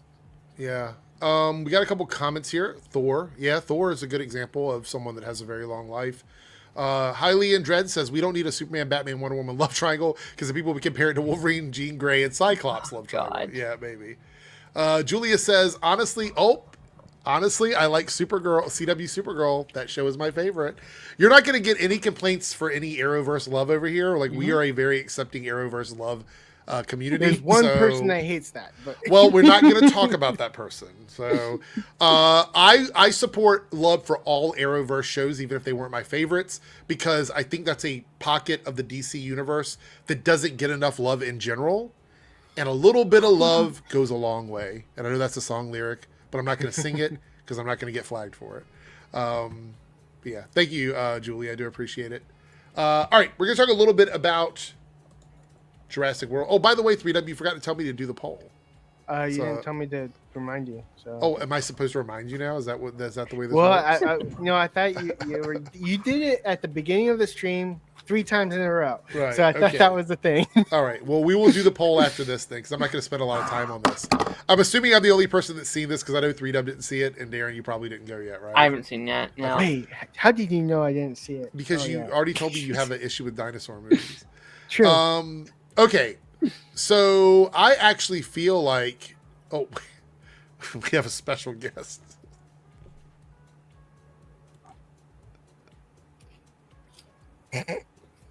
A chair.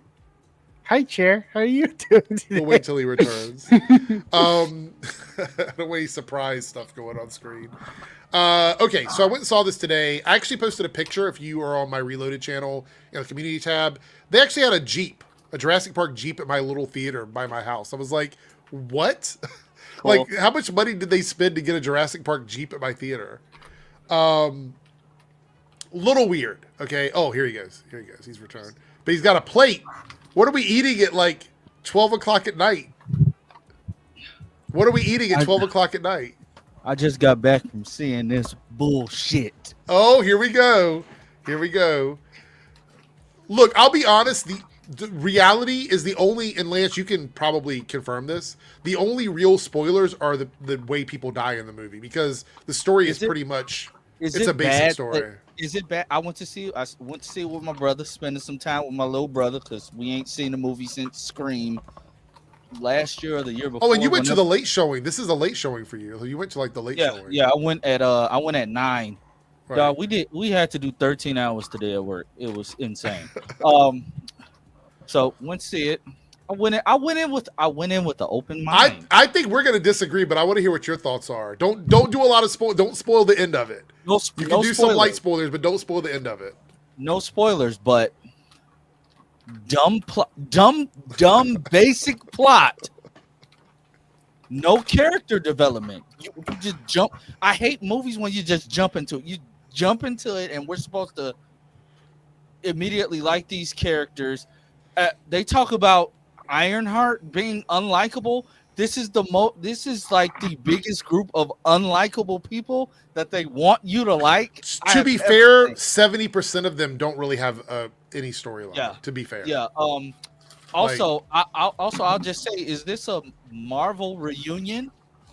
Like, Jesus Christ. Mahershala and Natasha, like I Scarlett said, Johansson what showing is the up. deal with MCU Dude, characters Deadpool going villains? into Yeah, going yeah. into Like monster Cassandra movies? Nova and Ajax finally meet, I guess. Yeah. Okay. Loki and Captain Marvel met in got King Kong. Oh yeah, true. Well, like to be fair, Serenity, when I say no spoilers, it's really hard to spoil this movie because if you've seen the trailers, no plot. You kind of know what the movie is. I mean, there's really not a lot to spoil. But I'm not going to spoil the very end of the film. I feel like that's too far. But The random ass family irritated me. I'm sorry. Okay. So let's talk about that. We do know for sure that there was, and we're not going to spend a lot of time on this because to be fair, there's not a lot to talk about. So we're going to get through this very quickly. You got the main group of people who are doing what pretty much every Jurassic Park group does, which is they have to go to the island for one reason or another. And this time they're coming up with this idea. Can we talk about that real quick? Yeah. That was so dumb. Cure heart disease. Okay, cool. You gotta get the three biggest three specific things. 3 specific dinosaurs. Why? Oh, because they have the biggest hearts. Yeah. So here's the thing. I personally felt like that felt like a video game thing. Like you have to go do these tasks or whatever. That felt like a video game thing. Right. Okay. Outside of that, I think that the main characters in terms of acting were fine. There was nothing great. There was nothing awful. They were just Mahershala is good. Yeah. Scarlett is good. Like they're fine. The worst part of the movie outside of everything else is the family with the kids. Yeah. And I think the only reason they existed in the movie was so they could have kids in the movie. Because their storyline doesn't make any sense, in my opinion. At all. Right? Like, why I get you want to spend time with your kids. But I mean, even Mahershala asked. I mean, it was a dumbass question. Why are you out here with your children? Yeah, the movie. Like, it was a dumbass. Why are they not in school? Like, dog, it's the middle of the summer, dog. Like, what? Who wrote this? I don't know. I will say this though, like from the standpoint of like having fun, the friends that I went with, everybody had a good time. But then again, we were drinking a lot of wine all day long, so maybe that had an effect on it. He's hammered right now. I thought it was a good popcorn movie, but the story was paper thin, like paper thin. Tracing paper thin. Yes, I gave it a 5. If you have ever, that's fair.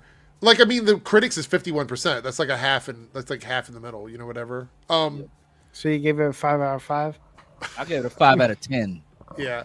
So I had more fun with it, but for me, I'm a very simple person when it comes to Jurassic Park. I just want to see people and dinosaurs and people running from dinosaurs. So if you can do that for me, you're going to get a pretty good score from me. Because in a lot of ways, the reason why this felt the way it did is because it was kind of going all the way back to the first movie.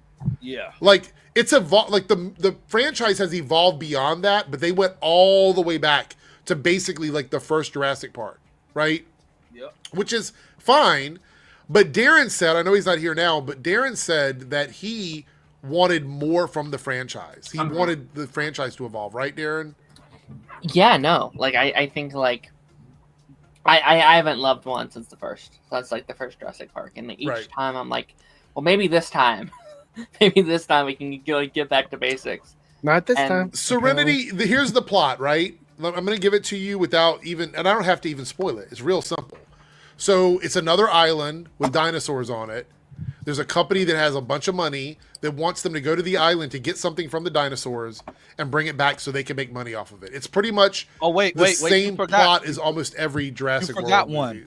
This time, it's completely illegal. Yes.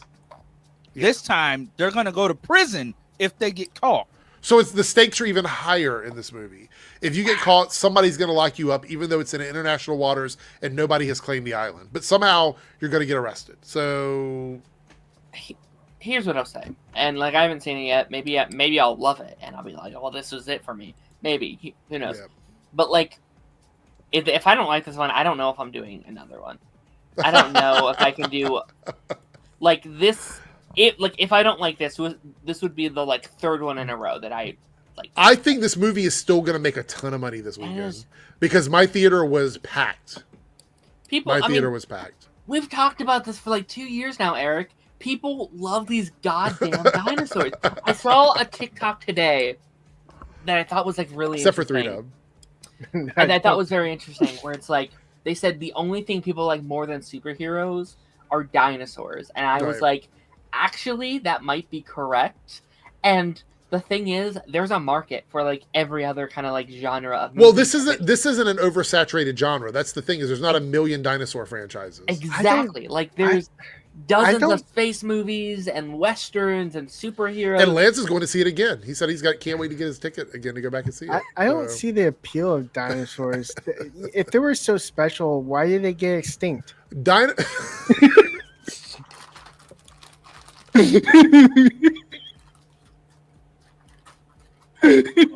It's horrible. You're mocking their deaths.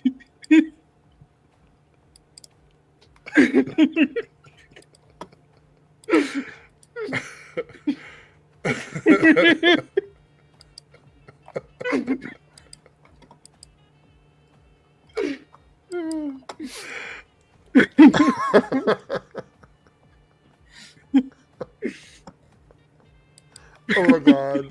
Hold on a second.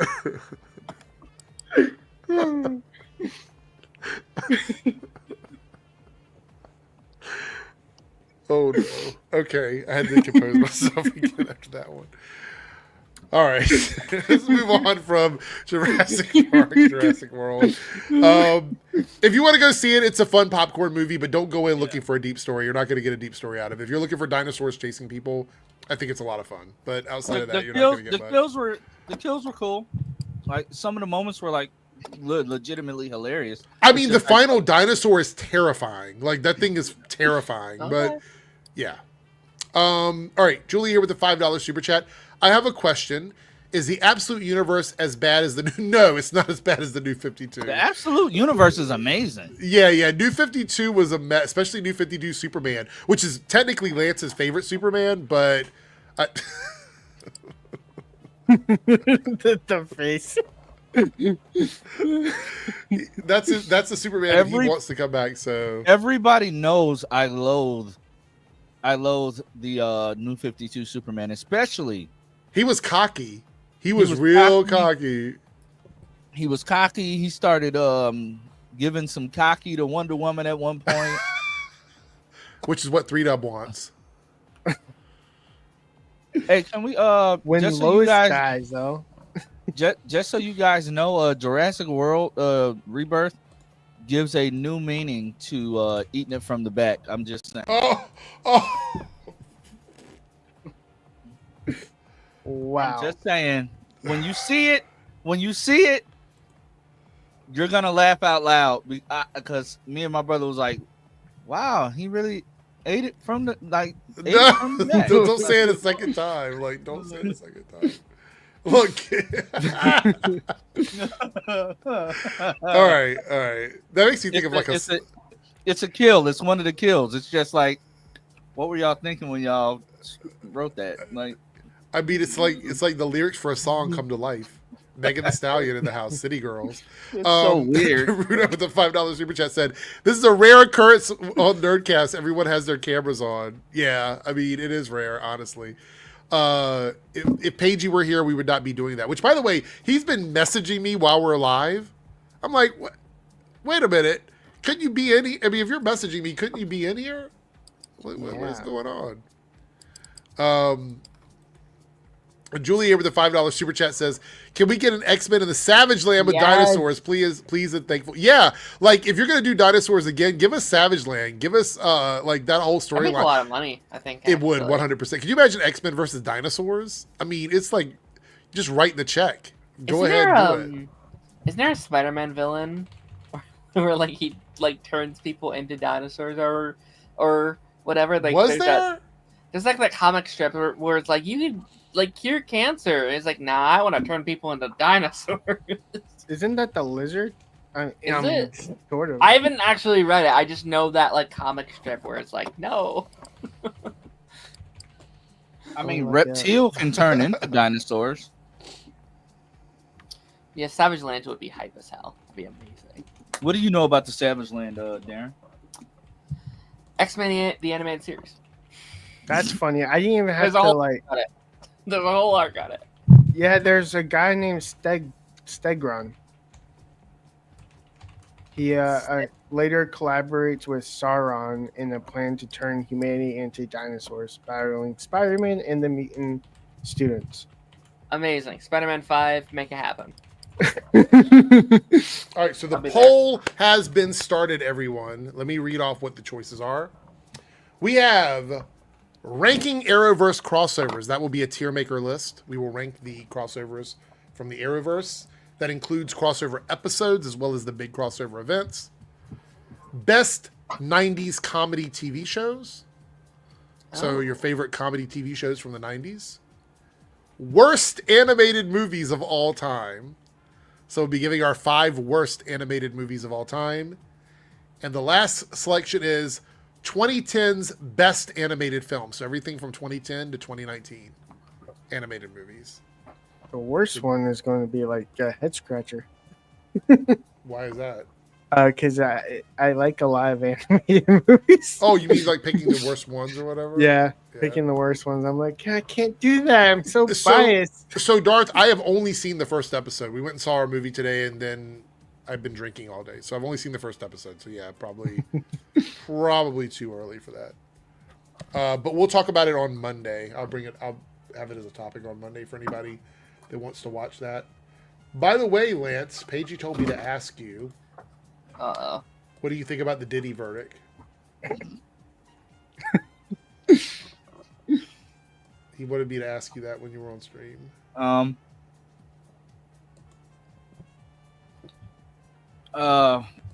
not surprised. You know, everything is a distraction. That's all I'll say. Okay. Were we supposed to be at war like 2 weeks ago? That's true. Yeah, I think it is a distraction. You're probably right. All right, hold on for a second. Cameron sent me $5. So cash at me that. Yeah, I'll send it over to you. Now, Lance, am I going to get that $70? Hey, am I going to get that $400? Whoa! Aaron hosted Party Nation on Tuesday, right? Whoa! I hosted Party Nation. We got $70 worth of super chats. That was insane. Wait, but 3Dub said, toss me that 400. That's what 3Dub said. What is that about? Why do you owe 3Dub $400? I've been shaking that ass for him online. Oh, okay. All right. Oh my gosh. All right. You're not gonna deny that? Toss me that 400. You denied it yourself. I didn't have to. I'm talking about the shaking the ass part. No. You're not gonna deny that? It's funny. I'm not going to stoop to your level. My goodness. Anyway, Cameron, $5. Lance is the Black Panther, and Lance is the Black Panther, and Spider-Man comics still bad. All right.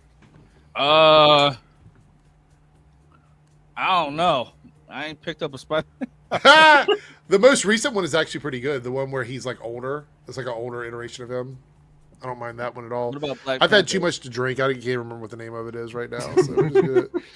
Naruto with the $2 super chat. I was about to ask that, Paigey. There was okay. Hold on with the Diddy stuff. People were covering themselves in baby oil after the verdict. Did you see that? Yeah. In front of the courthouse. I'm not lying. Videos are out there. They were covering themselves in they baby legitimately oil. were It covering wasn't themselves AI. It wasn't AI. They were doing it. Y'all been It's saying crazy AI because look, I feel like how is he not guilty of anything? Well, technically, He's still got racketeering charges, yes. Yeah. But how is he not guilty of anything else? I feel like something is weird. They said Something so. is weird. All Diddy is guilty of is basically being outed as gay. Did that even happen? Was that even part of Basically, it? There was also basically there was did. He was doing stuff with men. Oh, there was I didn't also know. I like didn't he even know got that in part. trouble for prostitution too. No, he got. That's what he was on. He was in trial for that. That's one of the things that he was not found guilty. No, I of. thought he was. They didn't found him guilty for sex trafficking. It was like 4 different things. Yeah. Okay, I want to bring this up because somebody sent it to me, and we still got a few minutes left before we close the poll. Apple finally has a box office hit with F1. What's next for the studio's movie strategy? Now, I want to point something out. This movie had a $250 million budget. Yeah. And I'm feeling a little salty about this framing of the article because this Variety would have called this a flopazilla for Marvel. Like, if Marvel would have done this, because let's take a look at what it says in the article, right? How much is it made? That's what we're going to look at right now. Apple finally has a box office hit with F1. Okay, it goes down here. Champagne showers! A staple of Formula One races may be reserved for the racetrack, but the mood at Apple was certainly celebratory over the weekend, as the big budget F1 delivered the studio's first box office hit. So how well did it do? The film starring Brad Pitt has been Formula One driver who gets coerced out of retirement, generated $57 million domestically. 57 million? Domestic? For $146.3 million its opening weekend. But it cost $250 million to make. Yeah. I distinctly remember we just had a couple of Marvel movies that did better than this with a smaller budget, and they were calling it flops. Yeah. And They it's were not calling gonna it speed flops. up. It's not gonna like pick up steam, right? Like Jurassic World is now out. Yeah. It's about to come out. Like it's just going to slow down going forward. It actually might do numbers this week just because it's a very like I don't know. It feels like a very straight white male kind of movie, and I feel like 4th of July is a very like straight white male kind of holiday. keep in mind that the budget for Thunderbolts was lower than this, and their domestic opening was $74.3 million. Yeah. But everybody was calling that a flop. How much was there?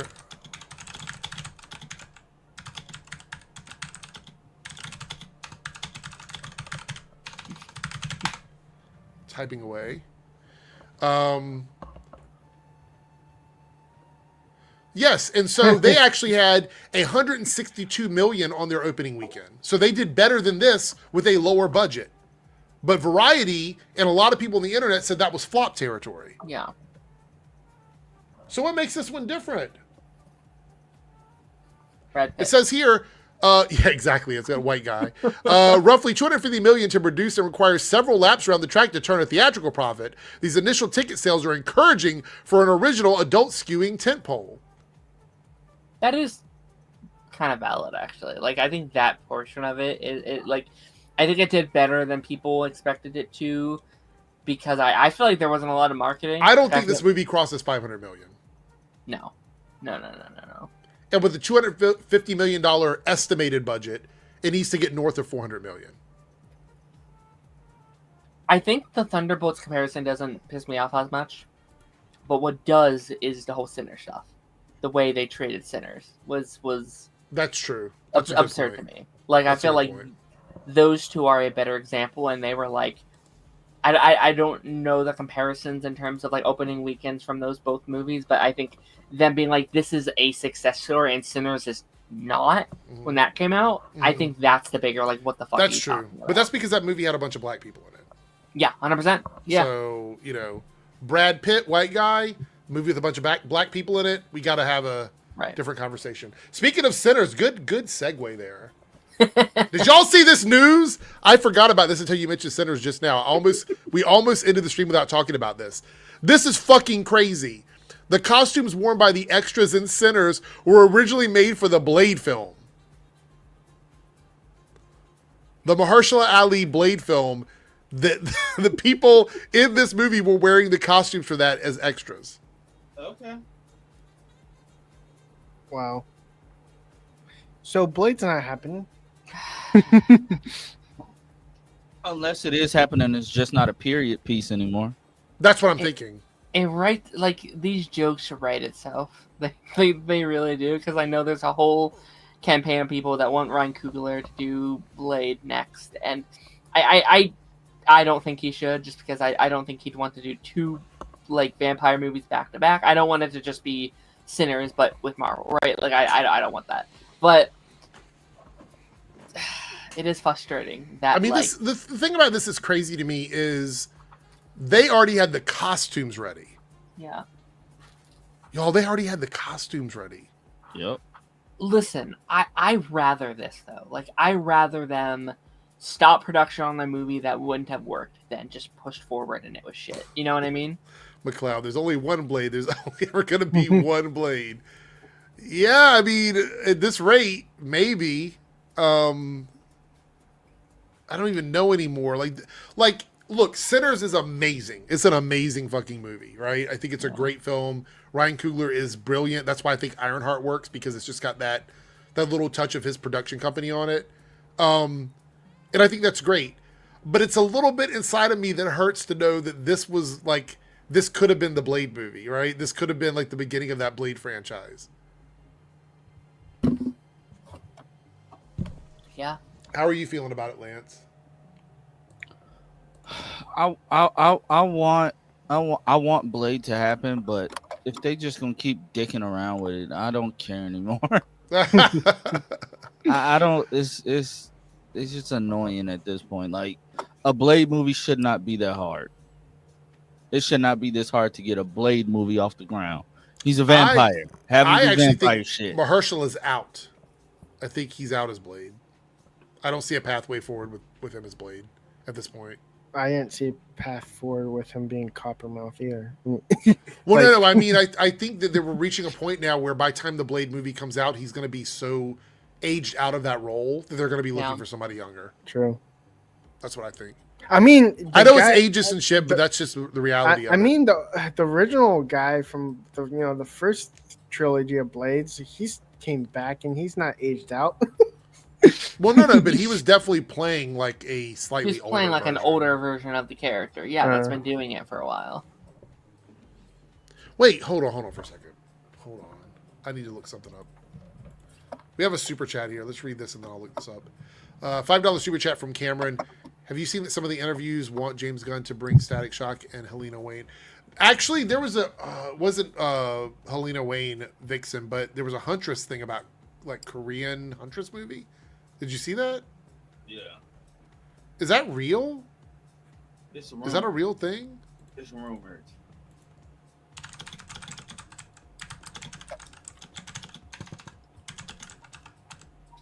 Apparently, the rumor is Gunn wants Palm Mantis, however you say her name.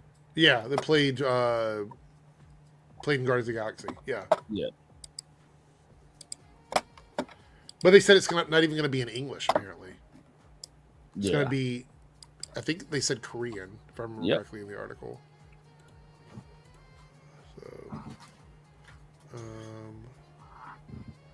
to be clear here, there's only a 10-year age difference between Wesley and Mahershala.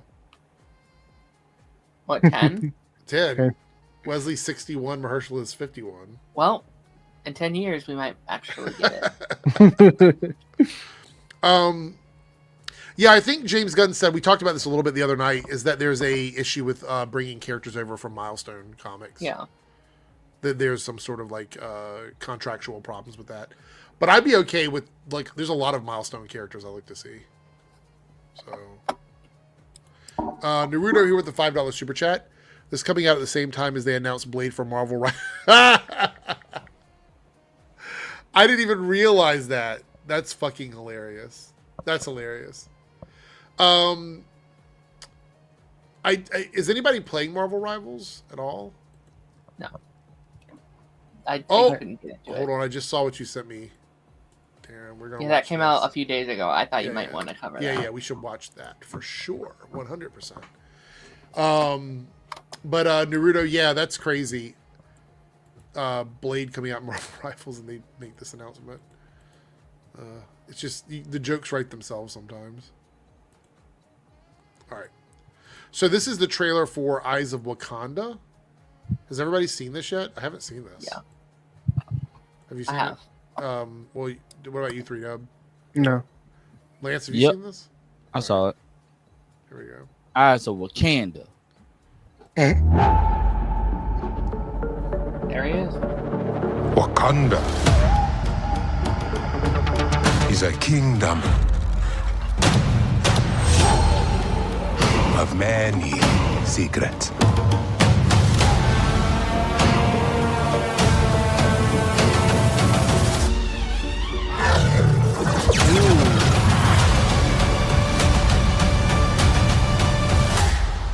Okay, I'm excited for this.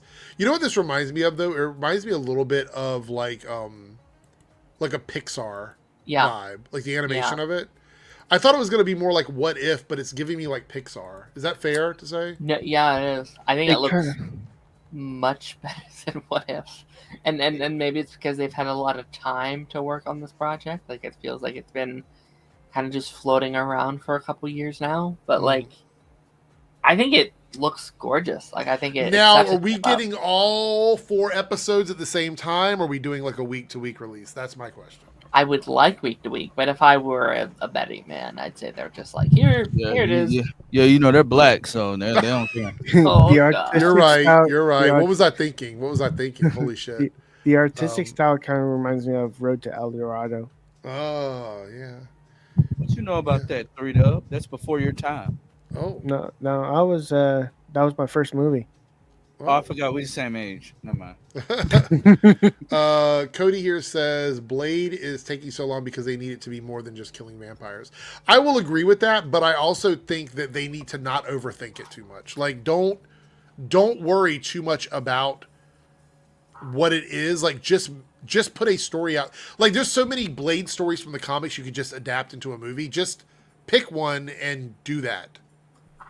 I think we're getting stuff soon. I've said it. I think it's going to be one of the first projects of Phase 7. I think it's going to be one of their first projects out of Avengers Secret Wars.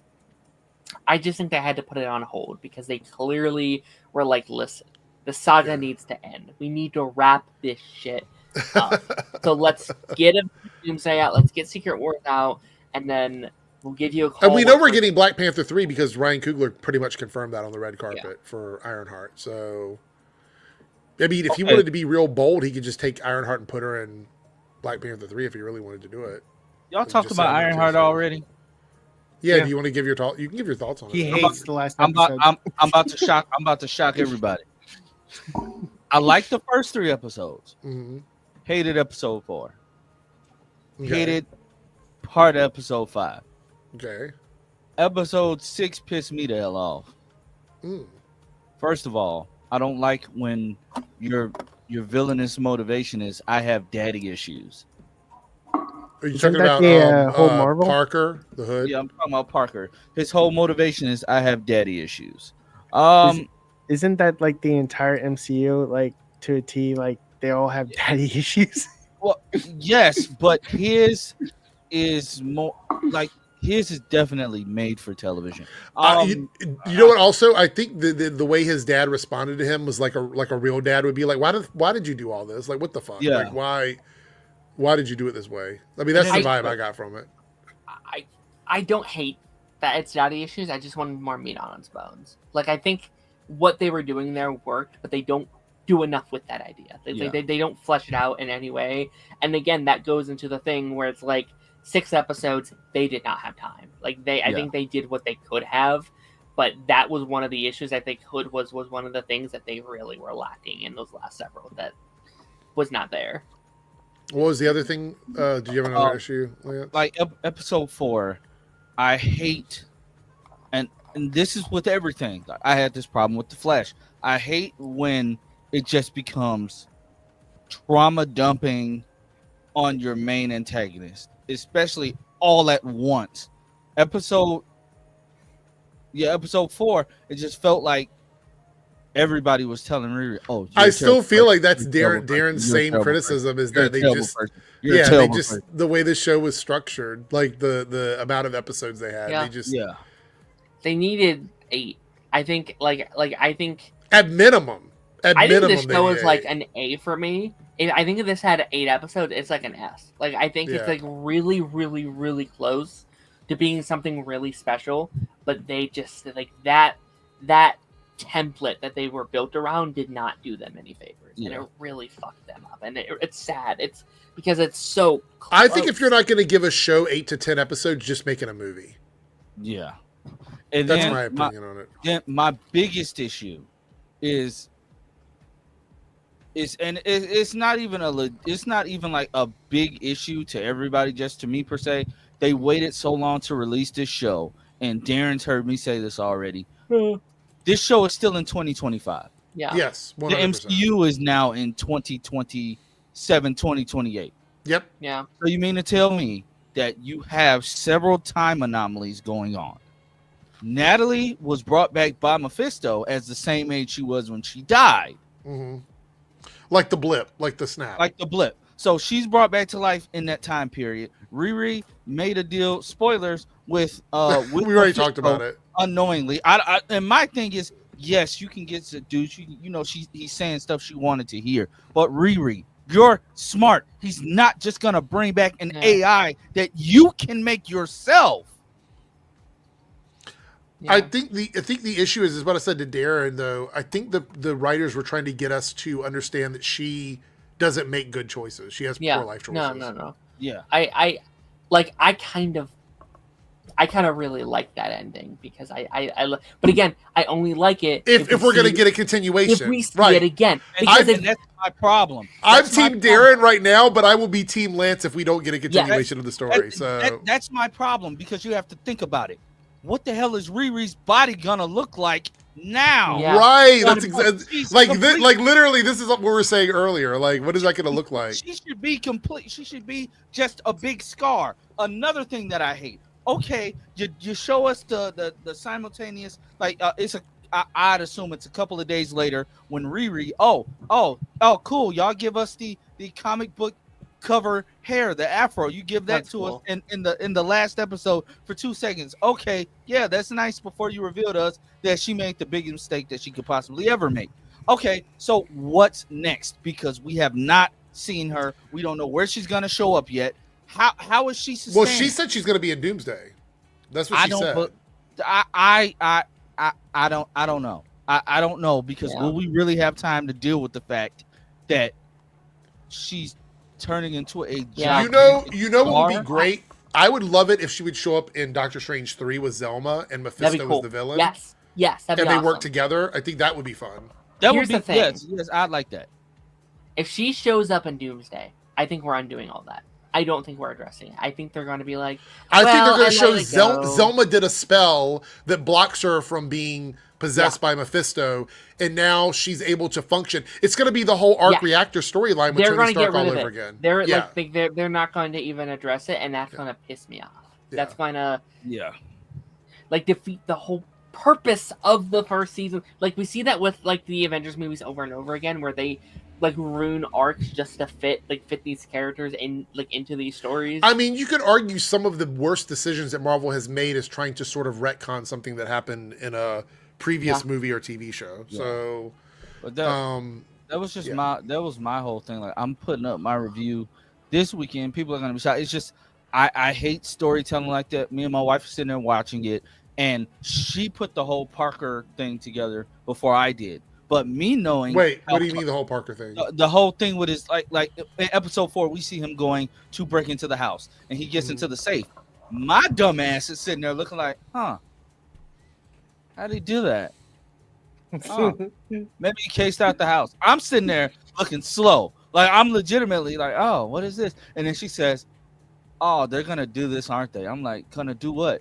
She say, that's gonna be his daddy house. I'm going to blow your mind, though. I'm going to blow your mind, Lance. Pause. But I'm going to blow your mind on this one. The whole show is about daddy issues. That's also true. Like, every character has daddy issues. Riri has daddy issues. Zeke has daddy issues. Parker has daddy issues. That is the tying thing that the whole show does. Is they all deal with daddy issues. But they don't. I don't think they do a well enough job. At No, I would agree. I think they could have connecting done more, but I think that was supposed to be the connective tissue between all the characters. I think that's honestly the worst thing the show does for me is like they don't really solidify the bond between Riri and the Hood. I don't remember his name, but like Parker. There's like Parker. Thank you. There's that fantastic moment in episode, and like in the final episode where it's like, I know it sounds silly, but I really trusted you, and it's like, good scene, really really good scene. We don't see that. We don't see that dynamic whatsoever. They worked together like one time. They were on like one mission, and then she's like, "Oh, you're sus. I am out of here." Right? So we don't see that dynamic on play, and it's a really good dynamic. Like their rivalry is really, really good. You just, again, I'm saying it again, didn't have enough time, and that so I see sucks. Lance responding to this comment. I want to bring up on the screen so everybody can respond to it. So Howitt says here, Howitt says, "I'm one of the few who don't believe that Riri made a deal with Mephisto. We never saw her complete the deal. What we did see is her messing with magic, trying to get her AI back. I think she messed up. So is there a possibility that through magic, she makes her AI into a physical form, and she just doesn't know that it's the AI?"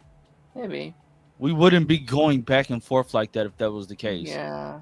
If that was the case, then that's just dumb storytelling. Well, here, and then Shavini says the creeping black scar on her arm says otherwise. Yeah, so, yeah. But I really like the idea for like a season 2 that we're not going to get. Like I really like Riri is one that is 100% going to try to like cheat the system. Like she's going to want to get his resources without having to pay the consequences, and that's fun. It's going to be like, oh yes, I use it as help, but I'm using this thing to block out the negative whatever. Like I said, I think it's going to be an arc reactor thing. If we jump ahead in time, Zelma has probably created some sort of tech in the armor that holds back Mephisto's soul stealing thing. We gotta similar to Tony's arc reactor. We're forced to jump ahead in time, but that's gonna piss me off. Like that's gonna, because I get because of where the show was filmed, but I feel as if it had to be something that could have been done. Yeah. Maybe get back together, film an extra scene and tack it on saying certain amount of years later, show us what's happening, because if we don't get anything, this is why I hate time gap. I mean, we did get the end credit scene with like Parker and Zelma. I didn't see that. Oh, you didn't see the end credit scene? No. So at the end credit scene, Zelma's working in the shop with her mom, and then Parker comes in, and it doesn't say there's a time jump. We have no idea how long it's been, I don't think. But he comes into the shop and tells her that he was told to come here because he's looking for some real magic. Yeah. I guess he's assuming to try and fix the damage that's been done to him by Mephisto. And she shows him that she can do spells, and he's like, oh, okay, well, do you want to go try something and try to fix this or whatever? And then it fades to black. So he's teaming up with her. He's coming back, yeah. But that's also, I get that certain things you cannot show on TV. I wish that we could have gotten the real Parker Robbins. And not to say Anthony Ramos, he did an excellent job with the character. But Parker Robbins in the comics, oh, that's an asshole. Like, but he's a nice one. So it's like he'll go check on his mom at the hospital, but then he'll go out and do some things with some workers of the night, and then take care of the workers of the night, and then go home to his pregnant wife. Right. So it's like, oh, I wish we could have got something along the lines of that. Even though Anthony Ramos did an excellent job. Yeah. I just don't like the daddy issue. Like, so you did all of this contrived stuff. You took over all of these things because they were under your dad already. Well, I said my issue wasn't the daddy issues with him. It was how easily everybody just signed their companies over. Yeah. Like that was the part where I'm like, this doesn't except work. For the one guy. He resorted to just say, you know what? You don't want to listen, so I'll just let all your people die. Yeah. I won't go to jail. That was actually the most believable like reaction to like Yeah. this dude shows up. He's like, I want you to sign your company over. Oh, okay. I'm just gonna kill all your friends. Yeah. It's like so it's like I feel like he could have just robbed the bank. I feel like he could have like saved a lot of time and hassle. Robbing the bank, I don't think. Well, I think what the problem is that we're trying to rationalize how the magic corrupted his mind. Like the issue is, I think we're not totally privy to how the hood actually causes him to do what he does. It's just one of those things where it's more than a suggestion, if that makes sense. Anyway, we did have a couple of super chats here. Actually, we have this one from Lone Wolf, $10 super chat. Thank you, Lone Wolf. I was watching Cody Leach review of Jurassic. He said the logic leap for how the dinosaurs get out is laughable. They have all this expensive tech, and they get out due to candy bar wrapper. Yeah. Yes, that is literally the very first part of the movie. It's not a huge spoiler. It's literally how everything starts going downhill is a candy bar wrapper that gets sucked into the ventilation system. So, oh boy, there you go. But like I said before, this takes me back to the first Jurassic Park where like things didn't always make total sense. It's really more about the feeling in the movie, and I think they nailed that. It's just the story is really kind of paper thin, which is unfortunate to me. Oh yeah, Jason, I thought the same thing. Parker's cousin. I was like, this looks like the actor that played Scorpion in oh yeah, in fucking Amazing I thought Spider-Man. That too. Yeah. I have a it's all off top. I was just looking at something on my phone. Did you guys see the Hawk Girl stuff today? What? Oh, it's like legitimately dope. Wait. Is it from the movie? It's it was they did a promo for her. Just for Hawk Girl? Yeah. Hold on. Like she legit like has a battle cry. I heard she has like 7 minutes of screen time, which is quite a bit for like a side character like that. She has a legit battle cry. Like they gave her a legit. Oh, like, I see where she's fighting the kaiju. Yeah, gave her like a legit screech. Like it's a dope battle cry. Like, and people are from the comments that I read, people are actually liking it. They like that's different. That's a nice. I don't know change. if we can show this, even though it's a very short clip. I wonder if we can. Show this. Hold on. I'll give it a shot. If it's gone when you guys are watching this on playback, you know why. Here we go.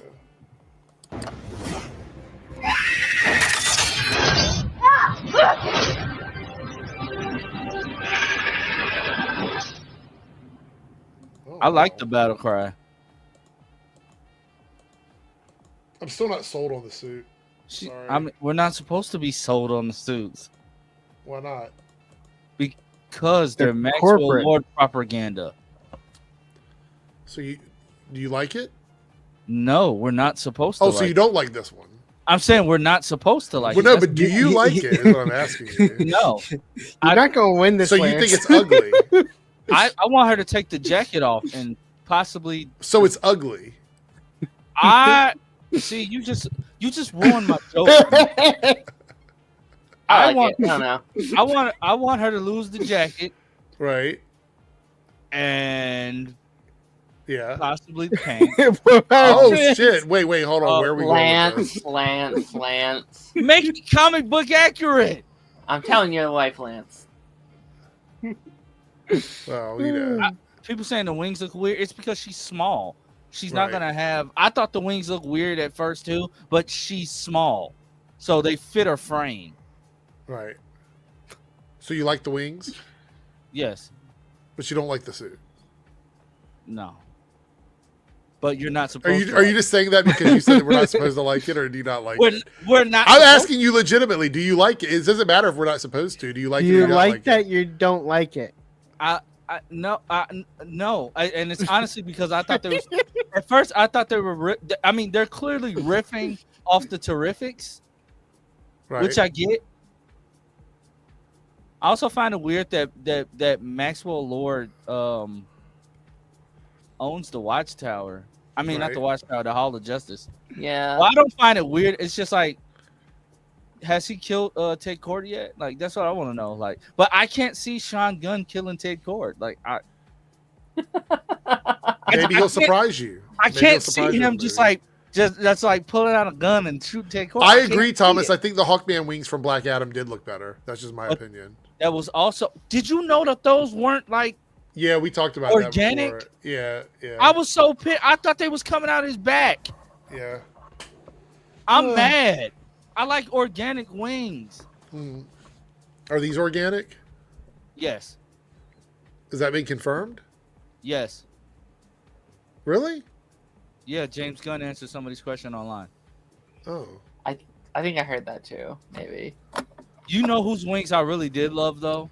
Remember that random Thanagarian off of Naomi?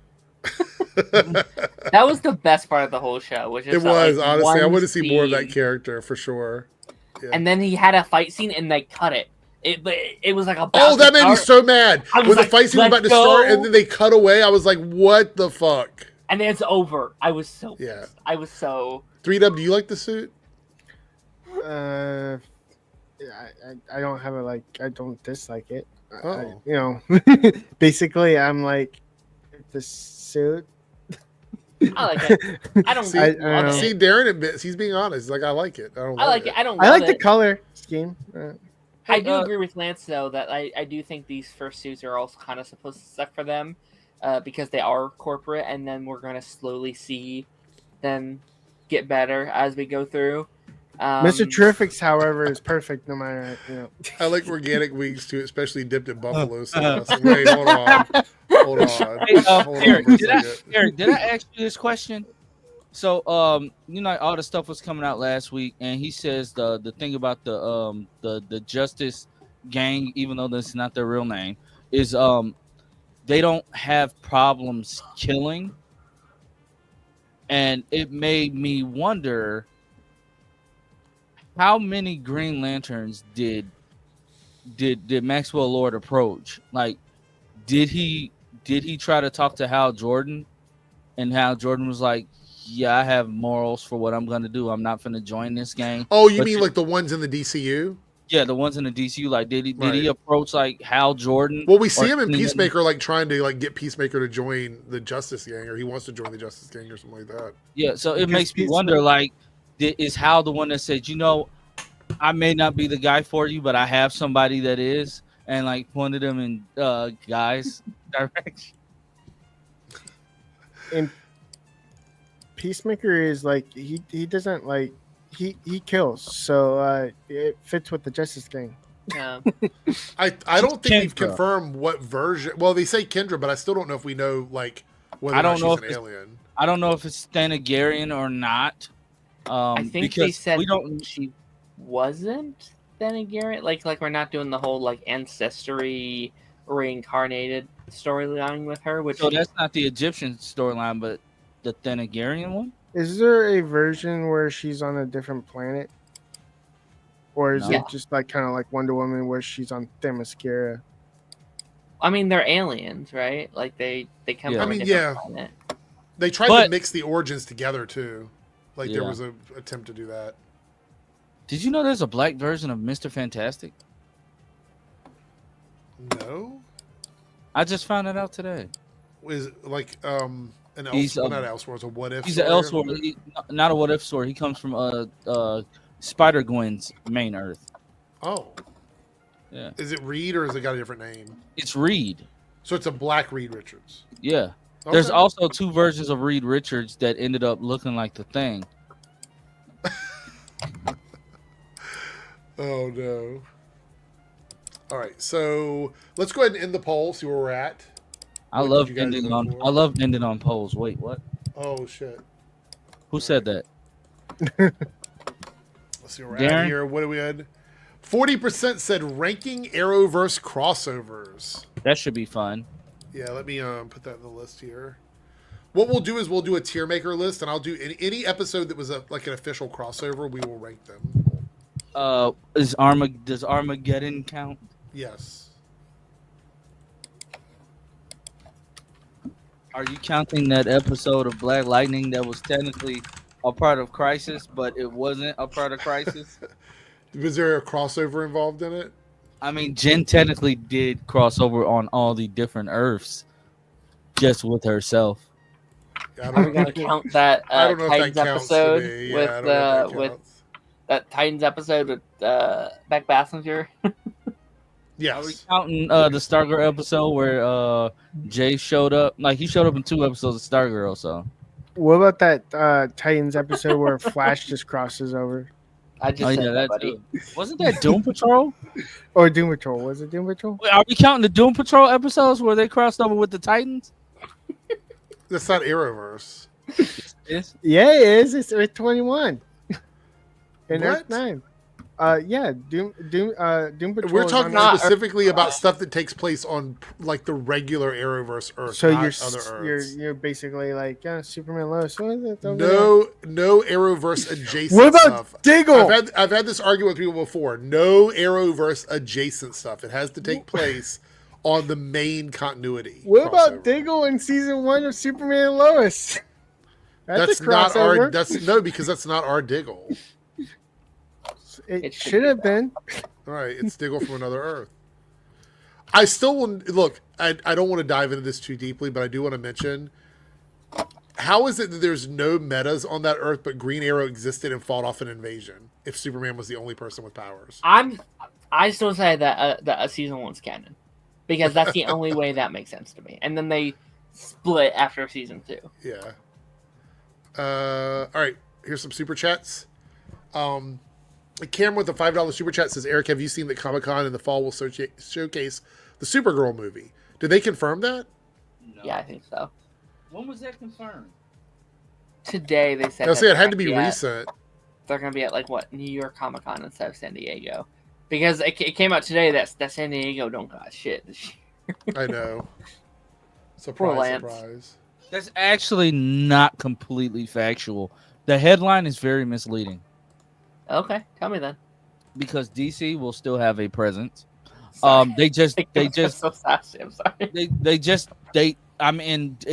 don't have anything to show right now, so why would you come? Marvel just did a big thing last year. They don't have anything, but people are anticipating that they do the same thing that they did with Deadpool and Wolverine and do like a huge special presentation for Fantastic Four. Fantastic Four, yeah. Disney is taking Tron Ares. Amazon's taking their first ever film to Hall H. Which film?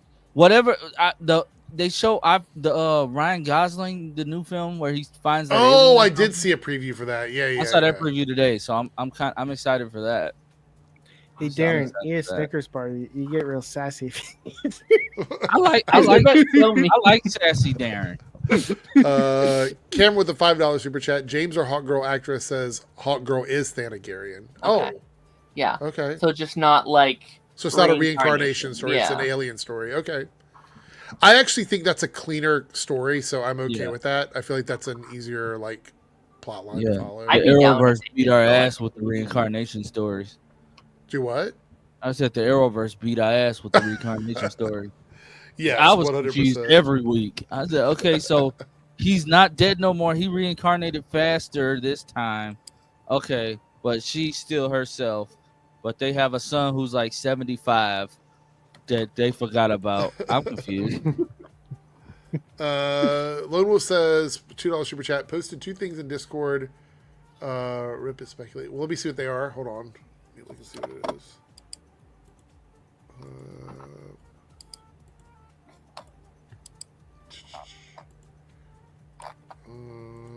Did you post it in general, or did you post it general. into? Okay, I see where it is. I'm so ready for Superman to flop next week. What? Oh. Who said that? Wait, What? what?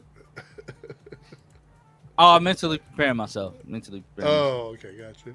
Yeah, I think this is what you're talking about, Lone Wolf. We'll talk about these briefly here. So this is Eric Kripke on the set of The Boys. And he says, this is the last time I'll ever be on the set. It'll be torn down soon. It's bittersweet, but my primary feeling is gratitude to the Boys family. I love you. To the fans, can't wait for you to see the grand finale. It's a wrap. I think the show has ran its course. I think it's time to wrap it up. Like no shade, but I think it's Yeah, and I guarantee you Butcher's gonna die. That's just a given.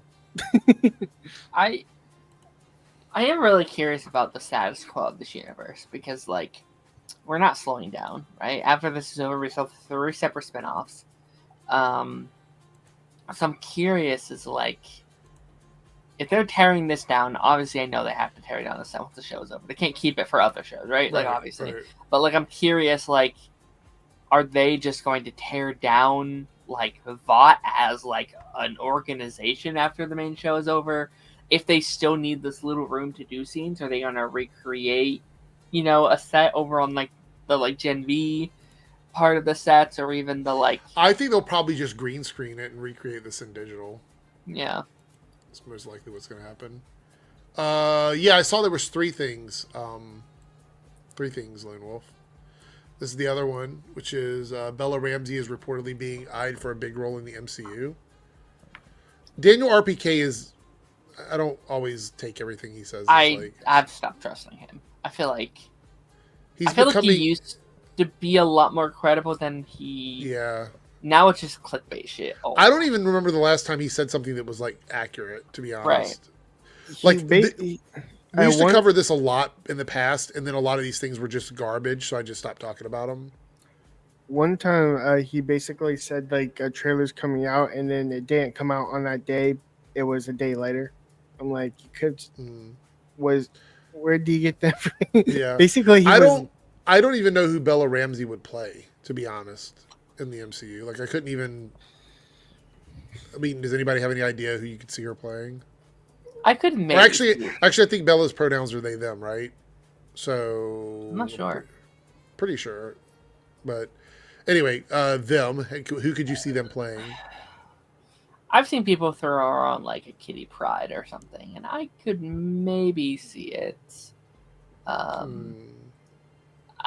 mean, listen, like, I really like Bella Ramsey. Like, obviously, I 100% think this is one of those trope hosts where it's like, they know that Bella is a very controversial. Well, I mean, look at the first reply to this. Exactly. Right? And I 100% think that's 100% what he wanted. He's like, oh, people hate this. Everyone's going to retweet this and quote tweet it and have a fit. 100% think that's what this is. Yeah. But yeah, they have a role for her. I think she's a fantastic actress. Like, say what you want about Ellie and stuff like that, but like she kills the role. Like, she's a very good actress. So would you say Kitty Pryde is a big role, or is big role just like it's a decent role? I would say it's big. Fantastic. I mean, she's sometimes a big like focus on X-Men. Sometimes she's a side character. So depends what they want to give her. I mean, if Jubilee is going to be their focus character, Kitty will be phased out. Yeah. Pun intended. Anyway, this was the other thing. Through walls. Is actor Michael Madsen has passed away. Yeah. I don't know who this is. Really? Yeah. All of the classic movies you've watched and you've never seen Michael Madsen in anything? No. Like, what's I doubt. I Kill Bill? I haven't seen Kill Bill. Free Willy? I'm just looking at movies. Yeah, but I don't remember him in it. He was on Smallville. Was he really? No. I was saying, I think Lance is trolling. I'm like, if he... no. I would have remembered if he was. Yeah, but... R.I.P. Like he voiced Kilowog one time, too. That's true. A lot of the actors from like that 80s, 90s era are getting to the point where it's like, you just never know when you're going to see an R.I.P. Yeah, he had Yeah, sucks. He was also in GTA 3. Really? It's been forever since I played GTA 3, so Jasmine, I don't know. Like, I haven't touched that game in so long. Yeah, Reservoir Dogs is probably the biggest movie that people know him for. I haven't seen that either. Yeah. Jaybird says, has the Marvel Star Wars franchise ever not been dying? It sounds like they are perpetually on death's door. I mean, if you come to YouTube, you would think that. I will say this, though. I think it's really interesting that with YouTube cracking down on content and stuff like that, it makes me wonder how it's going to affect a lot of these channels. We'll see. We'll have to see how it goes. Anyway, with that being said, we will be back on say Thursday, Monday. So I'll see everybody on Monday. I think Jake is back on Monday, so we'll be able to pick up on our list stuff. So no 5-hour stream tomorrow? No, we're not doing it because several people told me they can't be around, and I can't do it with like one confirmed person in a 5-hour stream. I mean, I would love to have you here, Three-Dub, but like I need like 2 or 3 people. I can stick it out for 5 hours. And the people that promised me they could do it are like they're not sure if they can do it now. So we're not doing that. But so we'll be back on Monday. We will do a 5-hour stream, but it's gonna have to be. I need to get some people locked in because 5 hours on a Saturday, like not being able to get up and leave my desk is not gonna work. It's just passed out. So, I know. Anyway, we're out of here. Thanks everybody for the super chats and all the support. Reminder, if you'd like to join the Discord and be a part of the early access, all you have to do is hit subscribe plus on either channel. Then go over to the community tab. You will see it there for members only, and you can join. By the way, are you already in there, Lance? What? Yeah. In the Discord? Yes. Yeah. Okay, I just want to make sure I got you in there. But that's pretty much it. We'll be back on Monday, and I'll see everybody then. Have a great night, and take care. If I can hit end stream. Here we go.